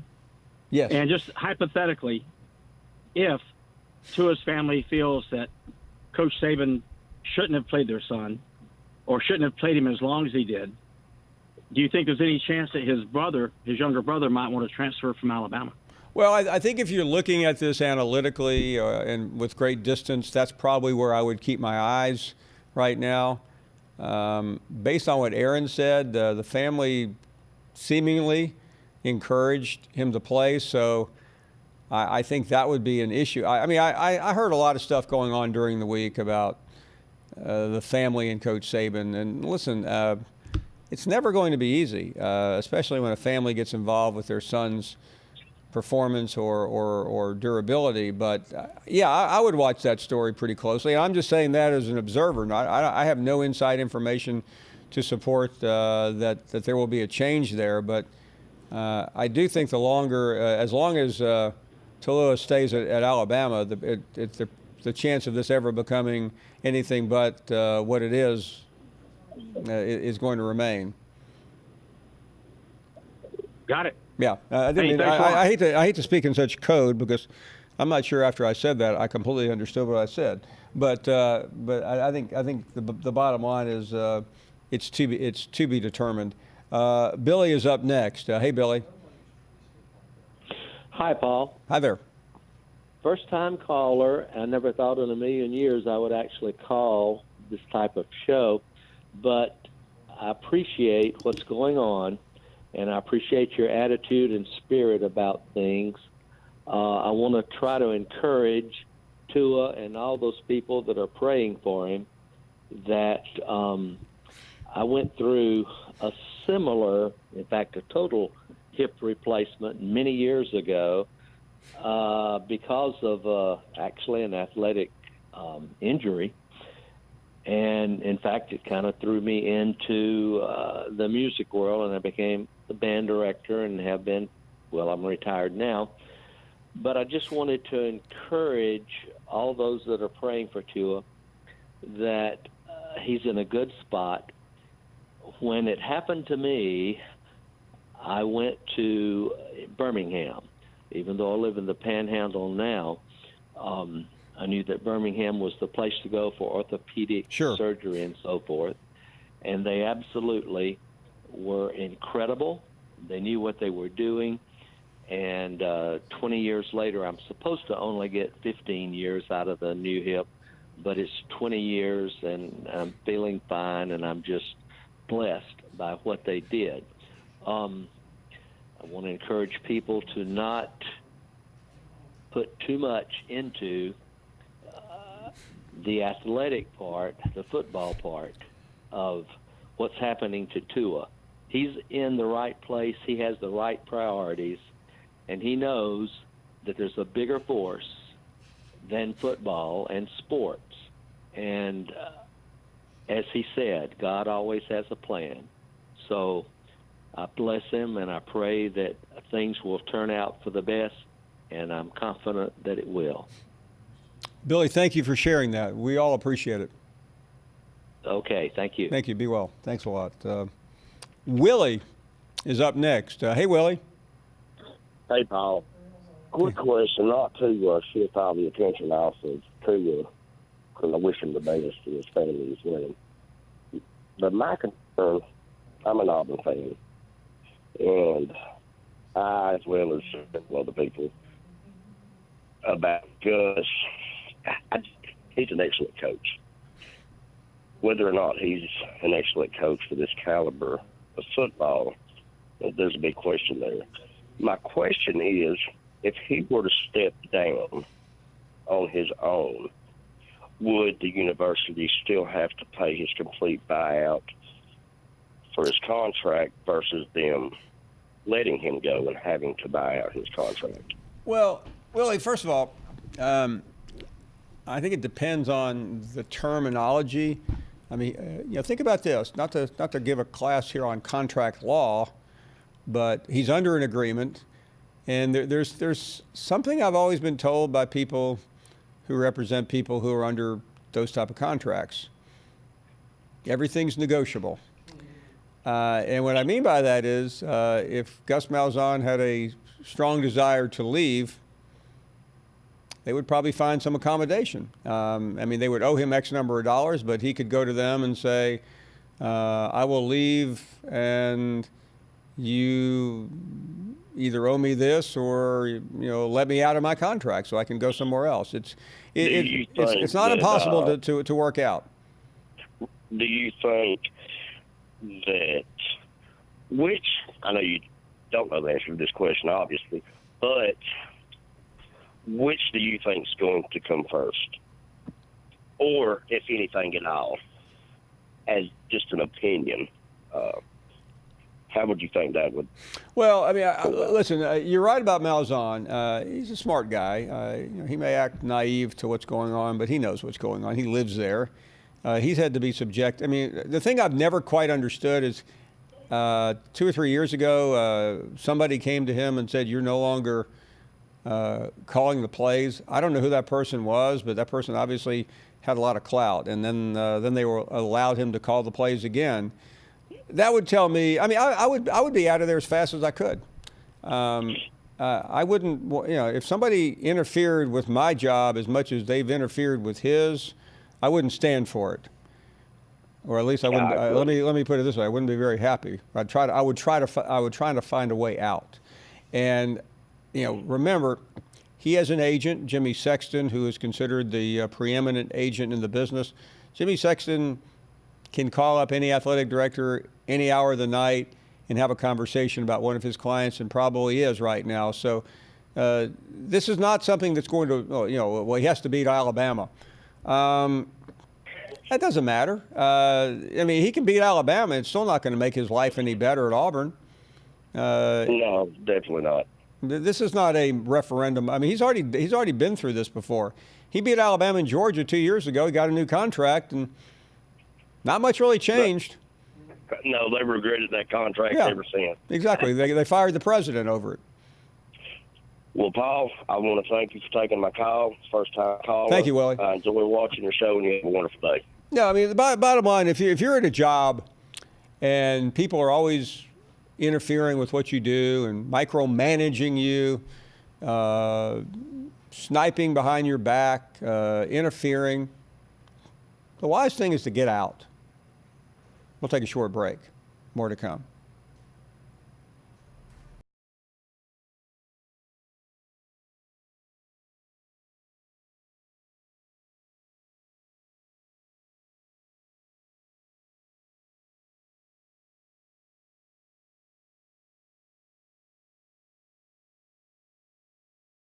So the Dave Aranda defense continues to get worse. 402 against Ole Miss. Those are some strange numbers. This has always been the hallmark of LSU under Aranda. What's up? You worried about it, Paul? Yeah, I think you have to be worried about it. If it was just that game, I wouldn't be worried about it because John Rice Plumlee was just amazing. He was electric. It was tough to stop him. But this has been a continuing trend throughout the years that their defenses continue to give up big performances to almost everybody that they played, and they just outscored them. Can you outscore people all your way to the championship? I don't know. Well, there's that stat is no team has won the college football playoff with a defense ranked worse than the top 25. LSU's somewhere in the 40s right now. And while they may only give up 3 or less points this weekend, that's still not going to help bring down the ultimate average of this. You know, it's funny. I asked Mark and Danny, I said, what FBS school are they playing this weekend? And they said it's worse. It's Arkansas. Hey. No, you guys didn't say that. I did. It's going to be bad this weekend for Arkansas. Biggest SEC spread ever, right? That's what I heard, yeah. That's wild. That's saying a lot, really. Yeah, the conference has been around for quite a while, and so is But let's when you get into the game, let's look ahead to the SEC championship because that's pretty much set here, Paul. Which is going to be the bigger factor in here? Is it going to be LSU's offense going against Georgia's defense, or is Georgia's defense going to stymie the LSU offense? Well, listen, I mean, it's a classic matchup. You've got the best offense versus the best defense. I mean, Jake Fromm's got to be going, you know what? We might really get on a roll here. Yeah, I don't know. Let's continue with more calls here. And Ryan is in Memphis. Hey, Ryan, you're on the air. Hey, Paul. Thanks for taking my call. I'm a LSU fan here in Memphis, Tennessee, and got to go watch them beat up on Ole Miss a little bit. Well, the offense beat up on Ole Miss.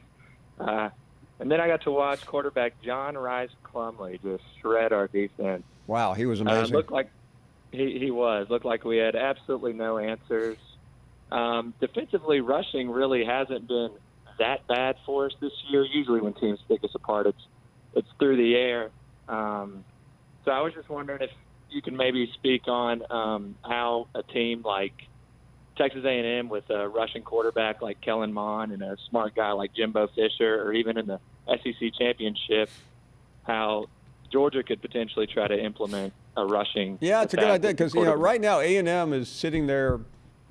Let's be honest, we haven't paid much attention to A&M probably since they lost to Auburn, and they take center stage the final 2 weeks of the regular season with Georgia and LSU on the road, and are they capable? Yeah, I mean they are. They're a sneaky team, and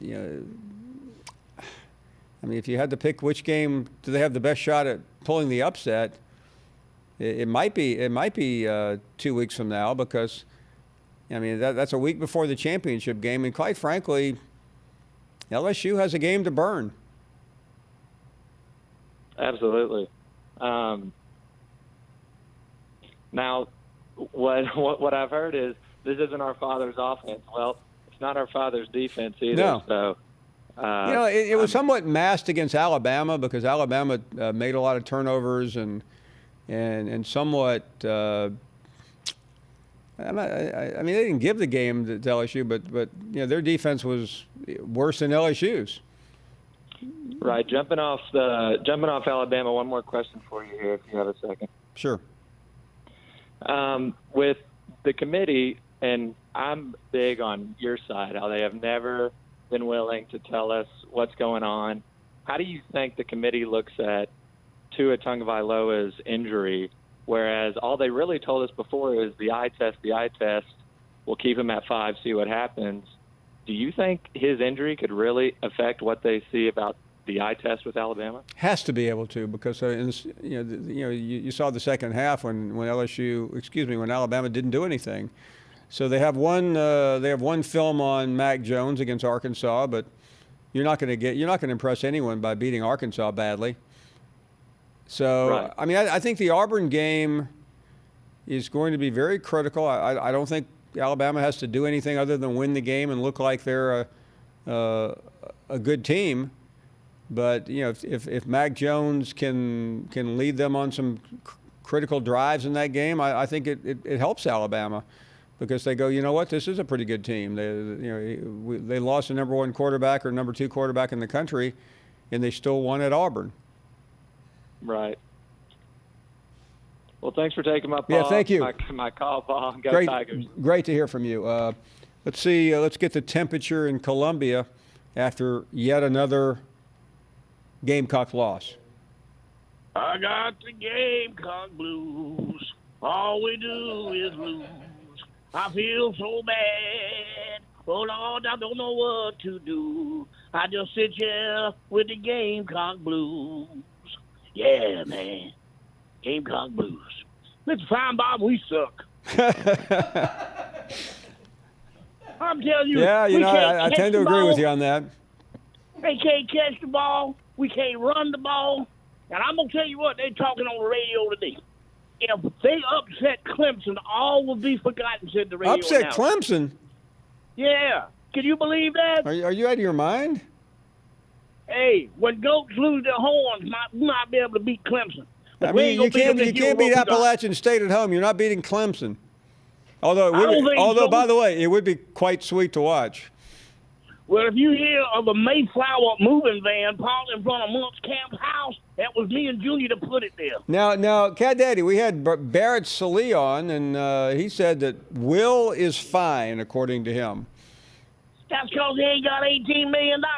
I say get up on the social media, start one of them GoFundMe, and we'll make sure they get you $18 million. I'll send them $100 right now. $100. That's a start.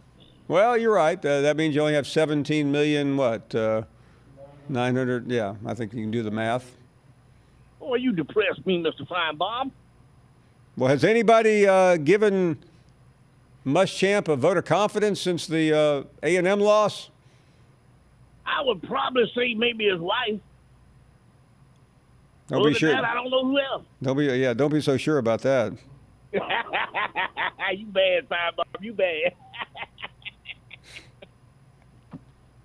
Yeah, I don't know. I mean, I quite frankly found the votes of confidence last week to be somewhat amusing. Well, we had 30 or 40 people in the Finebaum room over at Junior's Party Shack the other night watching the ball game. And by the third quarter, people was walking out. Even Mel Peter walked out. Raise your hand if you've gotten to the end of a Carolina game lately. Back of. After reviewing the tape, is very similar to what we talked about after the game. I mean, I thought we didn't play very well in the first half. A lot of that was LSU inflicted. I thought, especially early, Burrow would bring in pressure. He extended the plays. We weren't able to hold up in coverage. I thought that was a big deal. I thought we answered with a drive, missing that field goal big early was big as well. But in the second half, it's kind of more what I envisioned. We were able to run the ball, hit some explosive plays, and thought we went toe-to-toe with them in the second half, and it's kind of more what I had envisioned. But now we got to use these next 10 days. We got to put it in the trash. Use these next 10 days. These next 10 days. I mean, it's a one-game season. Get as healthy as we can, and go try to get the trophy back. And that's our mindset. I mean, anytime we're doing a lot of really, really good things there. Making people defend all 11, but also defend the whole field, because you got fast guys going this way and fast guys going this way, and it just puts a lot of pressure on the defense. So I do like what we're seeing, and the thing that we have to do is continue to find ways to get better in the pass game, and we can. We just got to continue to develop it, because when you have that run game, people have to do things to stop it, and that's going to open up things in the pass game. So, and again, we have sometimes 7 freshmen out there. We're going to continue to develop that and get better and better, and just excited about the future and building off of it. Obviously, we know that if we want to get this program to where we all want it to be, you're going to have to be good at both. And so I think, and to be balanced. But when you're leading the league in rushing by the amount that you are, and you're really good at that, you're not going to have the same. You're not going to be leading the league in both. You know, I think, I don't know, we're third or fourth in total offense in the conference right now. So I think trying to find that balance that we're looking for with all these freshmen. But I do think that we can improve it and get better and hit some big plays in the passing game. I think we will.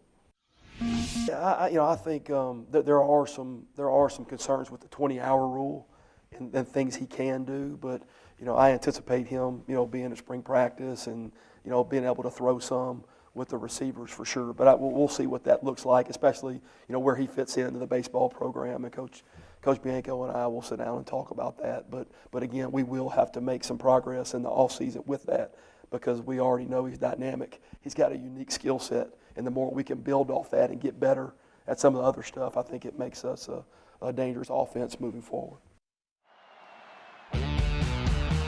All them dogs are counting down, about to put the anchor down. Hotty toddy, who's it gonna be? Cowbells and swamp, the Aggies wrong. There's nothing like the SEC.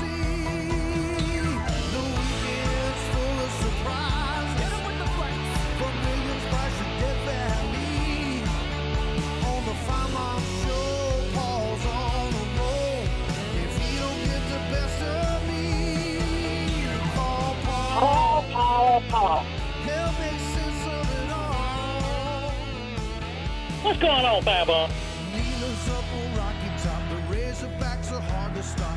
War Eagles soaring in the wind. Let me talk, Tammy. Okay, go. Tigers rocking in the zoo. Wildcats are grinning too. Talk about the Tigers rolling in. The weekend's full of surprises. From big upsets to robberies. On the Finebaum show, heads are gonna roll. If they don't get the best of me, we'll call Paul. He'll make sense of it all. Yeah, call Paul. Don't take those calls. I could give you my address and phone number if you're ever in this neck of the woods. This is the Paul Finebaum Show. It's not Jerry Springer, right? The Paul Finebaum Show is presented by Regions Bank. We welcome you back, and we're so glad you're here for the final hour. And we couldn't allow this evening to pass without commemorating the date, November 18th. It was 20 years ago today that one of the greatest tragedies in college football history occurred. At 2:42 a.m. in the morning, the terrible bonfire at Texas A&M collapsed. It was 59 feet high, and it ended up killing 12 people. 27 were injured, and it became one of the great tragedies that we have personally seen in a long, long time. Of course, there is now a tribute, a commemoration to the Aggies, which I'm honored to say I saw a couple of weeks ago out in College Station, and it stands as a beacon to remember these outstanding young people who lost their life doing something that is so much a part of the A&M tradition, and we certainly mourn their loss 20 years later. Let's get back to the calls at 855-242-7285. And Ashton is up next. Good afternoon. Hey, Paul, how are you? Well, glad you called. Thank you. I appreciate you letting me call. I know we kind of covered, the things with Tua and how his injury is, and I wish him the best, and he's in our prayers. What do you think about him, either staying or going to the NFL, and kind of what determines that for him? Well, right now I think, based on what Aaron Suttle said a few minutes ago, the chances of him staying are, I think at best, infinitesimal. Right. So he goes to the NFL and he takes a chance, or he doesn't take a chance. Somebody takes a chance on him. It's just amazing. We were debating whether he'd be the number one player. I remember sitting with him at SEC Media Days when we asked him about the tanking for Tua, and he acted like he didn't know. He laughed and said, I don't know what you're talking about, and he winked.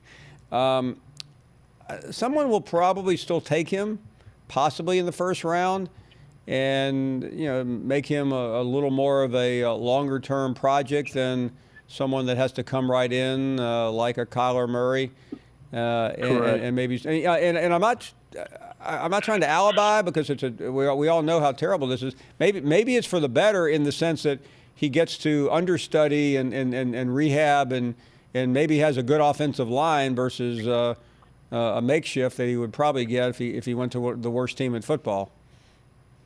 Right. Where do you think he falls to in the draft? I think the early indicators are middle to lower. The former NFL GM I ran into Saturday night told me he thought it could be the bottom. But I think that there again, you get into need. And, based on what we saw this year with Daniel Jones, I think it's a little bit hard to predict.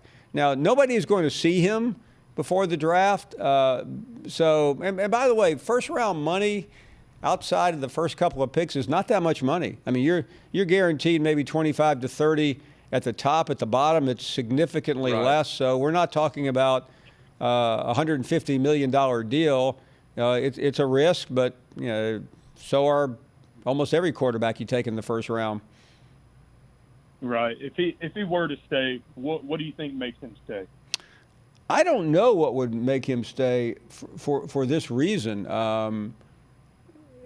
There's really nothing left for him to do there, and he's won a national championship. He's coming second in the Heisman.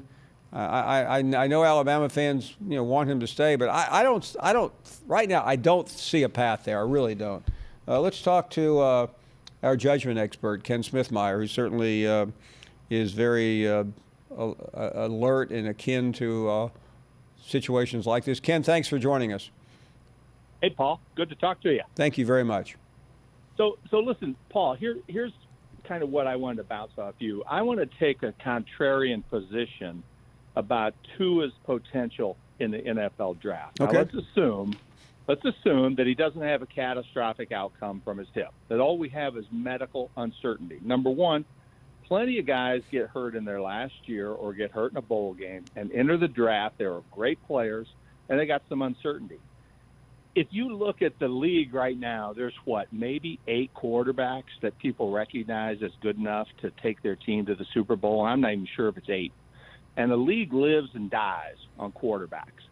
And I was just looking at somebody's predictions about draft order, and what caught my eye was number 10 and number 11. So number 10, right here where I live, Nashville, Tennessee Titans. They're not going to re-sign Mariota. They got Tannehill. Tannehill's not a long-term future, but he could be a great bridge for a guy like Tua if Tua needs a year to that. And at number 11, Pittsburgh Steelers. Clearly Mason Rudolph is not going to get that job. And let's say Big Ben comes back for a year.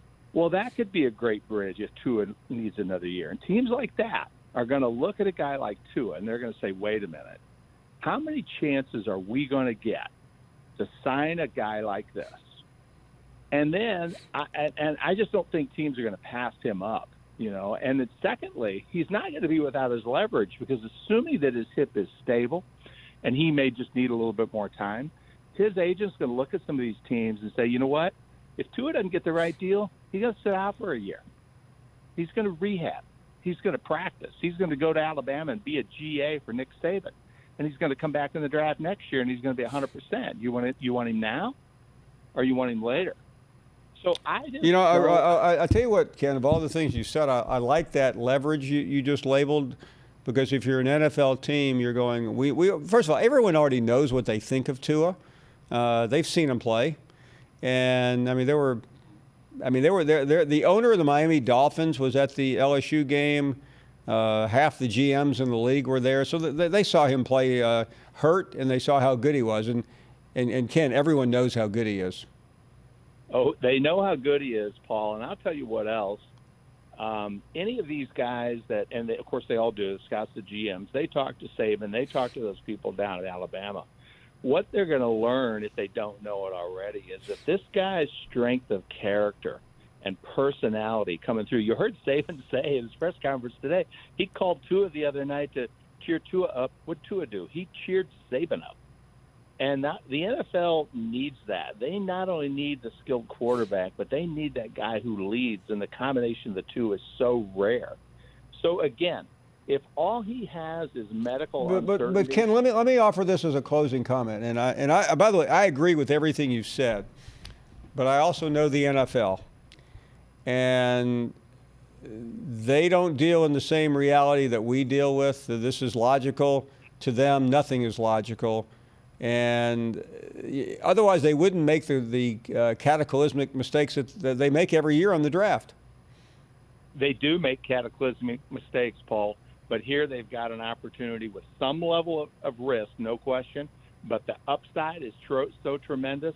At the last minute, they'll all get worried about one of their competitors getting him instead of them, and all the leverage will go to Tua. Listen, you have made probably the most compelling argument I've heard all day. We'll get some reaction to that when we come back. Opinions on what Tua could do. I want to get some reaction from the other room. Bad judgment on Ken, Paul. The NFL's a business, right?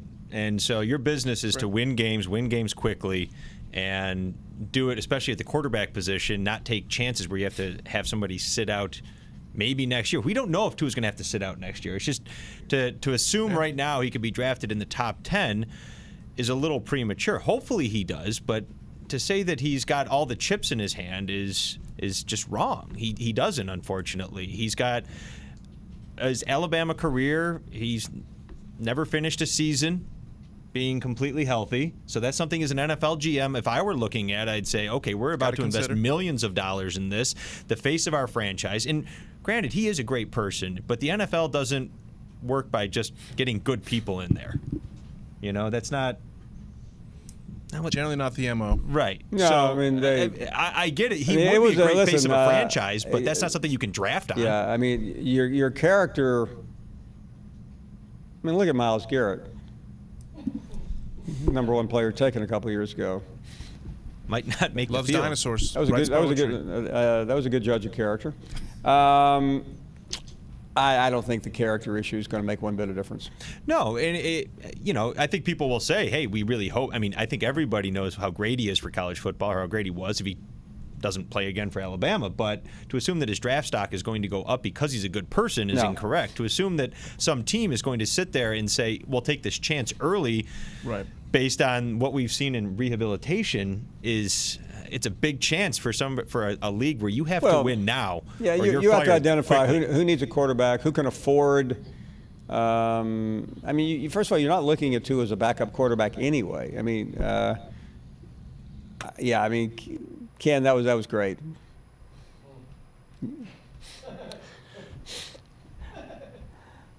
Kristen is next in Louisiana. Hello, Kristen. Hello. First of all, I live in Louisiana, but I am a diehard Alabama fan. Prayers to Tua, his family, prayers to Saban, and the University of Alabama. The point I wanted to try to make is what happened to him was a freak accident.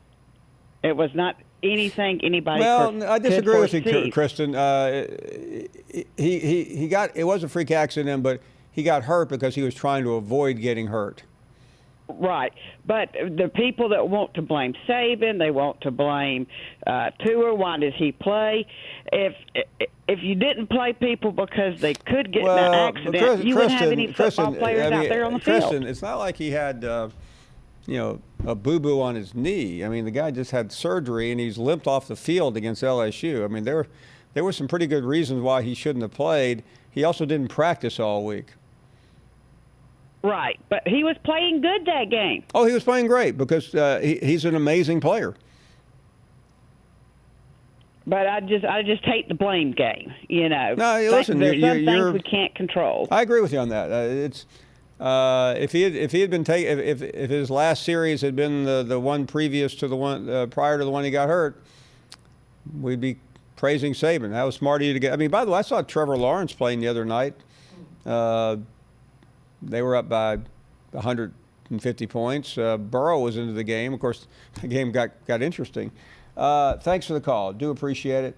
Let's continue with Joe, who is in Alabama. Hey, Joe. Hey, Paul. Hey there. Love your show. I'm a resident of I was raised in Birmingham and used to follow your show while you're broadcasting from there. Wow. always enjoyed it. Thank you. I was wondering, I hadn't heard anybody ask about the condition of the girl who was hurt in Saturday's. I heard Kirby Smart allude to it. He said she's doing great. That was really a scary situation, and if you were watching the broadcast on television, you probably didn't understand the gravity of it when it first happened. And anyone who was watching it, I'll just let them chew on that for a second. I'm not going to say any more, but it was pretty unfortunate what was said. Yeah, well, honestly, I thought the girl was killed for just a moment. Did too. I really did. I was shocked. It shocked my socks off. And thank goodness she's in really good shape. Yeah, I think her name's Chamberlain. I'm not sure. But yeah, Kirby mentioned it, and we had a cut from that earlier today. But I'm really appreciate you bringing that up. Hey, thank you. Harold is up next in Georgia. Hey, Harold. Good afternoon. Hey, Paul. I want to do a little positive note on Tua. I am an Athens, Georgia fan, and but I don't like to see someone get hurt. But I wanted to throw out Joe Namath for you. 2 reasons. I think Joe Namath of his time. Now I know you and I were around 10 or 11 years old at that time, but Namath, I think, for an Alabama quarterback, he was. Would you give him in the same realm of being just a change gamer for Bear Bryant? Yeah, I mean nobody had ever seen anyone like Joe Namath before. Exactly, and then the thing is as we know, Joe had some weak knees. Now I think he had one surgery before he went pro. Do you remember? Again, I don't remember, but I don't think. I think in the crib Joe had knee problems. Well, exactly, and so trying to be positive about this. I think that Tua is, like you said, he's going to have to rehab. But I think that when the great thing about Namath, of course, that was with the AFL, and the Jets came in and gave him that extraordinary contract. I think he got a bonus of $400,000. $400,000. Yes, and that was. But remember, at one time, Bill Gates was only worth $600 million. So it was, But I'm just trying to be positive about this. I think that he's a great athlete. Like you said, he's going to have to rehab. But it's. I hope the best for him. But I just think that if Namath could make it on those knees, I think Tua's going to make it. What do you think? No, listen. I think it's entirely possible that he's going to be fine. But anyone who can predict somebody's rehab after serious surgery is a soothsayer. Hey, thanks for the call. Howard is up next. Good afternoon, Howard.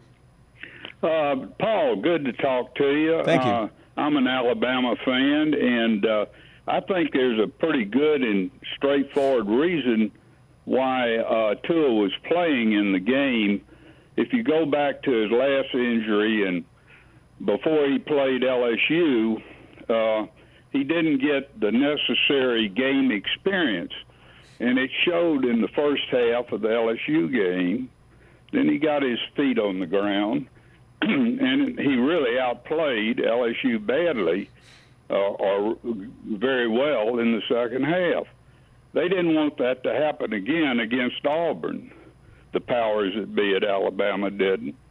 And they were trying to give him some SEC game experience, and a tragedy happened.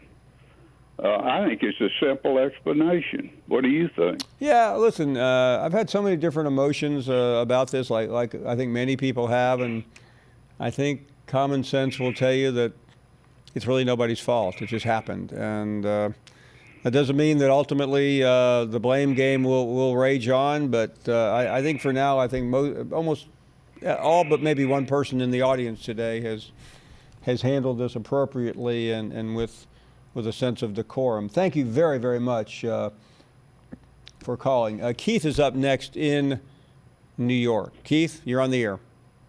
Hi, Paul. How are you? We're doing great. Thanks a lot. Great. Thanks for taking my call. Quick aside, Joe Namath first hurt his knee at a game at NC State. Okay. So there you go for that. In terms of Tua, I think that probably in a straight football point of view, and not second-guessing Nick Saban because he's a great coach, when Tua dropped that ball on the first play in the first half, I think maybe the first play. Yeah, of the first series of LSU, game, yeah. Yeah, he should have been taken out then because that's a great point. He was running scared. He wasn't concentrating on the ball or ball protection. And then and added to that, had his ankle been really anywhere close to 100%, he probably would have outran the two guys who tackled him. There is no question, and that's why anyone who said the ankle injury had nothing to do with it is missing the whole play. Yeah, all you have to do is look at how good a runner he has been throughout his career. No, he knew he was in trouble, so he tried to justify it or adjust, and listen, we all know what happened. Make a play too. The other thing, if I could, SEC championship game, Georgia LSU. I don't see how in the world Georgia, with arguably three of the best running backs in the country and the biggest offensive line in the country, is not going to just gash LSU's front line. Listen, I haven't really analyzed the game yet, but I mean the LSU defense. I think Divinity's back at practice today, but I mean they got problems. They do. I mean, Najee gashed them. Yeah, this he did. kid Plumlee took them apart. Yeah, Plumlee is. By the way, Plumlee may be the most underrated player in the SEC this year. I know he's getting some attention now, but man, when he did it to Alabama, we kind of just went, well, okay, maybe that was an aberration, but he's no longer an outlier. That's true. He's not a secret anymore. And they put over 300 yards of rushing against Bama. Yeah, they did. They trumped that the other day. Hey, thanks for the call. Really do appreciate it. We still got time left on what has been a very amazingly calm show under the circumstances. We are taking a break. Back with more.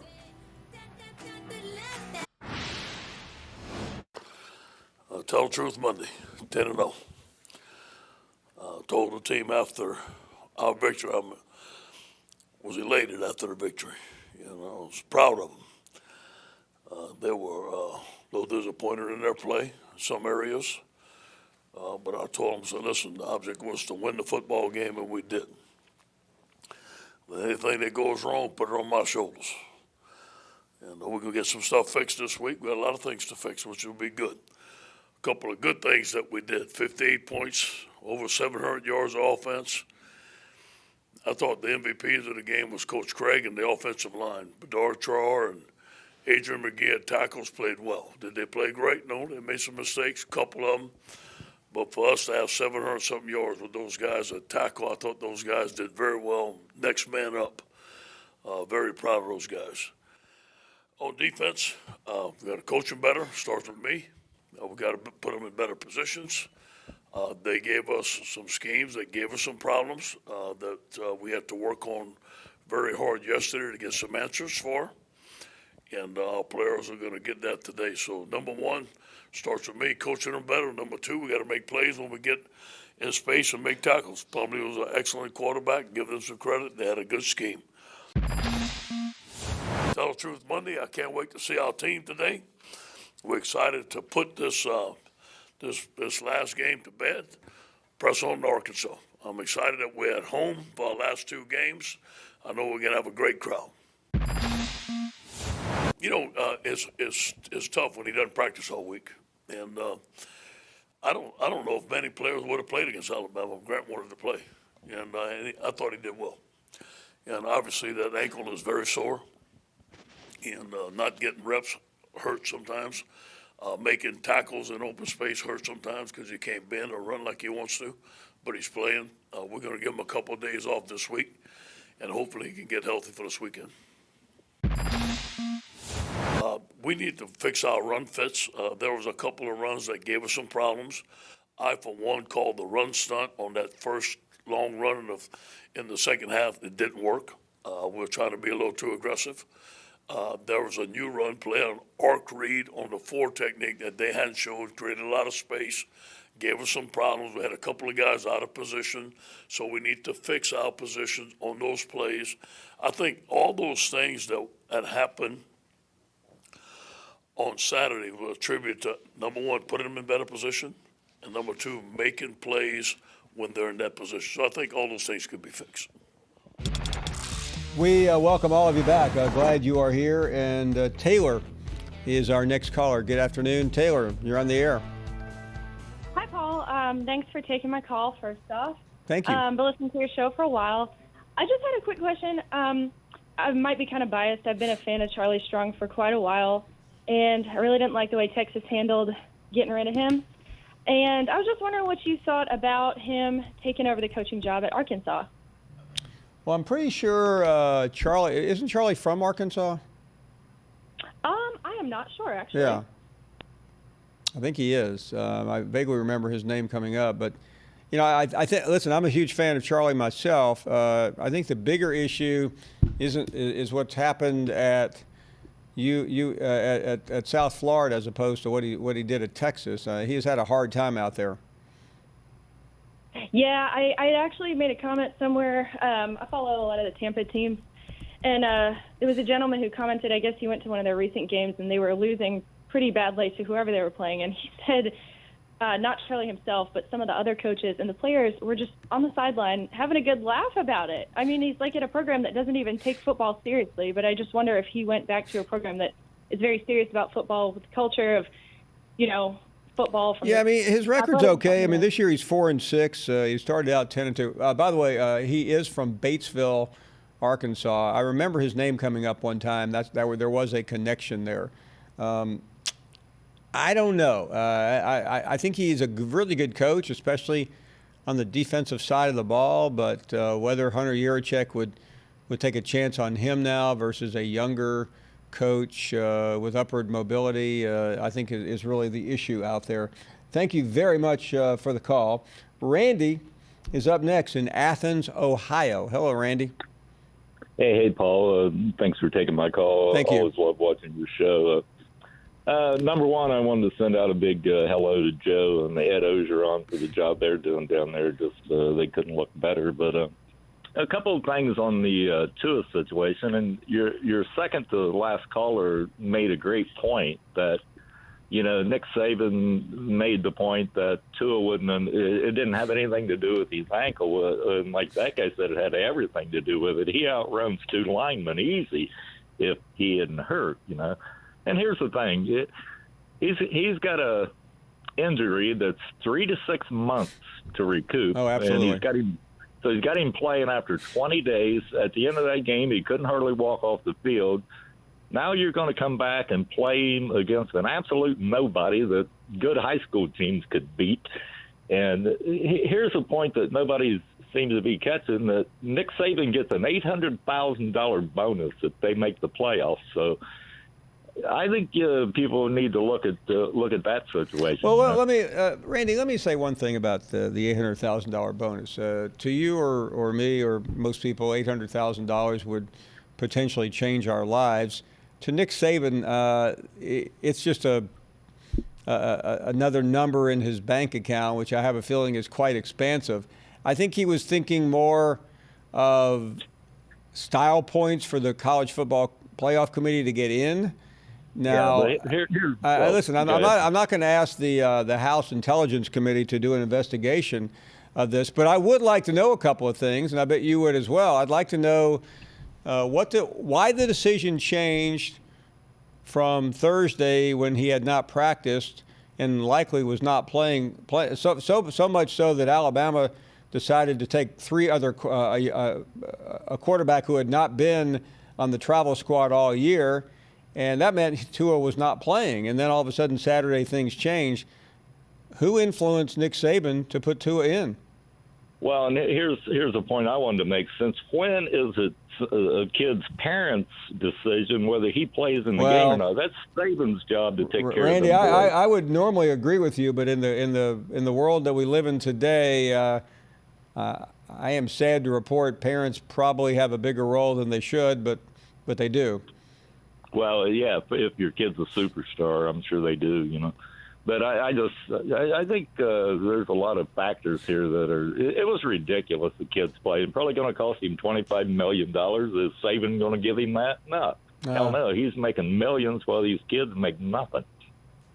Well, to me, that's really the end result here. And I had a couple of things to say about it early yesterday morning on SportsCenter that I haven't really gotten back to today. But I think a lot of young players are watching this and are going to decide, I'm not playing in meaningless bowl games. And by the way, I don't blame them because these games are, and I'm taking a risk by saying what I'm about to say because the company I work for owns and operates a number of these games. But they are television programs. They are not bowl games. This is not the bowl game that you and I grew up in, where you start thinking in mid-October, man, we could play in a big bowl game. That would be a great way to top off the year or my career. You're going to see an avalanche of players say, no way I'm risking injury to go to, whateverville, wherever, to play in a bowl game that nobody cares about. Yeah. I mean, in the old days when we were young, when you had the Rose Bowl, the Orange Bowl, it was a big the deal. Sugar Bowl, them games meant something. But now it's a joke. 80 teams get in. I mean, what the hell? And I think also you're going to see late in the year when you're playing a bunch of mop-up games. I hate to even say this because I've always been a big believer in the team and everybody's the same. But the Tua injury is a seminal moment in college football history where I think a lot of players are going to go, you know what, I don't want that to be me. Unfortunately, we're out of time. More to come. Good to be back. Glad you're here and really glad to get Barrett Sallee on. So many questions to hit Barrett up. Barrett, let's start with the biggest story over the weekend, and that's Tua. So many different factors go into it. Just your overall thoughts on that injury and what it now means. Well, I mean, it's just a bummer. I mean, as a college football fan, as a guy who likes great football teams and great football players, you just hate it for him.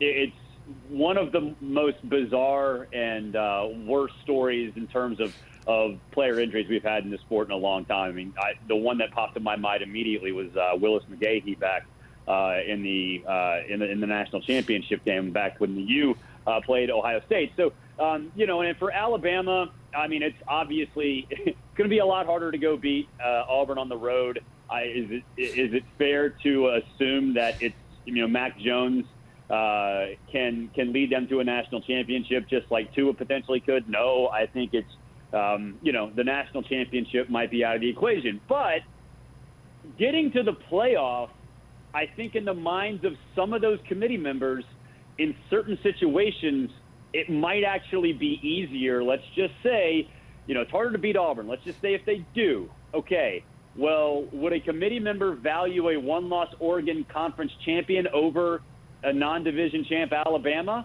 If that non-division champ Alabama just went on the road and beat Auburn with a backup quarterback, and you can compare that to Oregon's loss to Auburn, that might resonate a little better in the minds of some. So I think the situation still has to play out to let Alabama get in the college football playoff.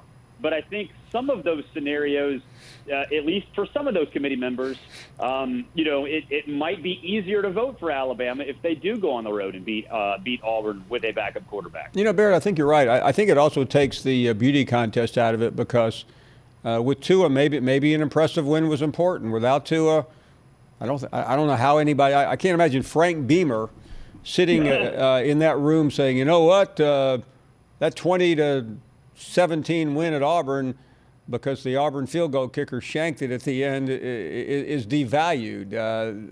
There's no way you can say that if you've ever coached the game. No, I mean, hey, you didn't beat Auburn by 45 points, Mac. Sorry, you can't get in the playoff. Like that's not, it's a win's a win at this point. So. Style points don't matter. I don't think style points really mattered for Alabama to begin with, especially, I've heard some folks say that was a reason why Tua went back out there late in the first half. I mean, the committee members saw 35-7. I mean, they knew what kind of game that was. So, going up there and racking up more points for one drive, if a committee member was swayed by that, then they shouldn't have a vote. Well, let me ask you about the whole situation, because we still don't exactly know. Maybe you do what Tua was doing in there, but there's been quite a lot of debate, and there'll be more debate. Most of the pundits have been tame and cautious. That won't last, but what were your thoughts?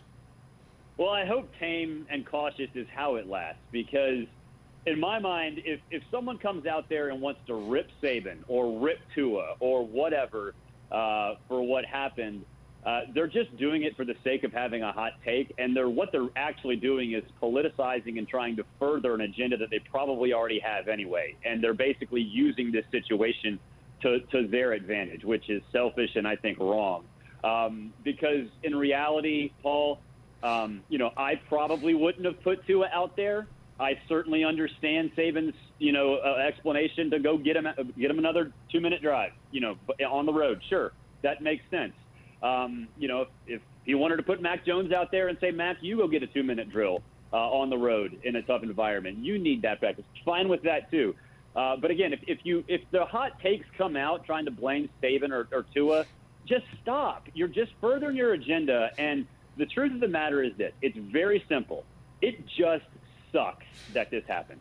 That's the end of the story. That there doesn't need to be anything other than that. Yeah, I've heard people use that description often in my life, and I've used it. I've never heard it used so eloquently than you just did, Barrett, and so appropriately. Let me flip the side for a second, because we've had many conversations about Gus Malzahn on this program, but where is Auburn right now after another tough loss, where Auburn maybe could have won the game or at least had a shot at it, and waited way too long to start moving down the field. Third loss of the year, all against really good teams, but it's starting to have a familiar feel to it. We've seen this movie before, haven't we? Yeah, I don't know if it's starting to. It is the familiar feel at this point. This is what Auburn is. I mean, and I wrote in my column after the Auburn-Georgia game, Gus Malzahn is a liability to Auburn football right now, because this is the last 2 seasons, they've had a defense that has been one of the best defenses in the country both seasons. And the offense has been so bad that they're not national championship contenders. I tell you what, if they had an average offense, or they showed a little bit of creativity, just average offense over the last couple of years, you could make the argument that they would have been undefeated over the last 2 years, because that defense kept them in every single game. I mean, to the bitter end, until they ran out of gas. And yet there was nothing that the offense can do in any of those spots. And that's on Gus. I mean, I don't know if he just lacks the foresight to understand that this is the most predictable offense in college football. I don't know if he's stubborn. I don't know what the deal is. But, I mean, it's predictable. It's the same old Auburn. They get away from things even though they're working. I mean, Paul, we saw the slant work, 5 times in the first 2 drives of the game against Georgia? How many slants do we see the rest of the game? 1, 2, maybe? Something like that. It's just it's baffling. And again, if they just had an average offense, I mean, what Auburn is right now is LSU during the final couple years of the Les Miles era. It's like they're banging their heads against the wall, thinking it's finally going to break, and it's just not. It's the same old stuff, and they try to win games doing what they feel they do best and not adjusting, and they've never adjusted, and they won't adjust. It's a trend at this point. Barrett, I was not a finance major, but I do understand what liability means. So if you are a liability to your program, what happens next? What should they do? Well, they can either hope he changes, force him to change, go get an offensive coordinator that can get the job done. I don't know who that is, but put some stipulations on it. But if you do, then there's a soft landing spot about a couple hundred miles northwest of Auburn, Alabama, that might be attractive to him. So do you run him away? Okay, then maybe if you do, then who are you going to hire? I don't know. I mean, at this point, I don't see how, if you're Auburn, you can look at this program and expect anything more than an 8-4, 9-3 season based on the way that this offense has evolved, or really hasn't evolved, over the last 3 years. It's just not going to happen. So you try to force change if you're Allen Green, and if that backfires and Gus bails and goes to Arkansas, okay, that's fine. Go hire somebody else. And maybe that's a pretty simple solution. Maybe that's head coach Kevin Steele with a really good offensive play caller. If that way your defense stays the same and your offense might get better. You mentioned 8-4 being a liability at Auburn. That would be a take-or-take parade right now in Columbia, South Carolina, or Starkville, Mississippi. What about those two spots? What's going to happen? I think Will's fine. I mean, the vote of confidence always kind of elicits that response of, whoa, he's gone. I mean, I think Will's fine. I think this year, they obviously, things did not go well, but another year of recruiting, another. No, well, I mean, they're about to go, Barrett, they're about to go 4-8. They are, and that can't happen. But I think he deserves one more year. I think he has, from a development standpoint, has to work on some things. But from a recruiting standpoint, I think he's done a pretty decent job of targeting the right people, and he's probably going to do that again. So give him one more year. For Moorhead, they're not going to fire him. Could I see him leaving to go somewhere that is a little bit more fitting for him? Yeah. I mean, honestly, like Joe Moorhead, to me, when he got hired, he came with the reputation of being that offensive guru, but he was and is an outsider. And the more this has kind of gone on, the more apparent it's become to me that Mississippi State needs a Southern coach, not necessarily a coach that's from the South, but a coach that has ties to the South. And Joe Moorhead has been a fish out of water. And I think from a recruiting perspective and from a program comfort perspective, somebody who has been around the SEC or just the South, whether it be the Sun Belt or ACC, whatever, fits them more, because that coach would understand a little bit more of the landscape and what they're trying to do in Starkville, which is a difficult spot to be successful. Finally, what do you hear on Arkansas, which does have an opening? I would be shocked if they don't call Mike Norvell. I mean, that would be, it's the natural spot for him. He's been recruiting a lot of these same schools. The relationships already exist. From an offensive perspective, look what he's done at Memphis. He's had some, player turnover and still, has kept that thing cooking at an elite level. I would call Mike Norvell again. There's the soft landing spot for Gus Theory out there, and maybe that's in play too. But if it's not, I would back up the Brinks truck to Memphis, Tennessee, and start throwing money at Mike Norvell and hope that he comes. Area code 901. Here we go. Hey, thanks, Barrett. Always great to have you on. Thanks, Paul. Appreciate it. Well, we've reached the end of what we knew would be an interesting and at times compelling Monday show because of the circumstances. We thank all of you for being a part of it. We'll do it again tomorrow, hopefully in a little bit better mood. Tim Brando among the guests. We'll see you then. Have a great night.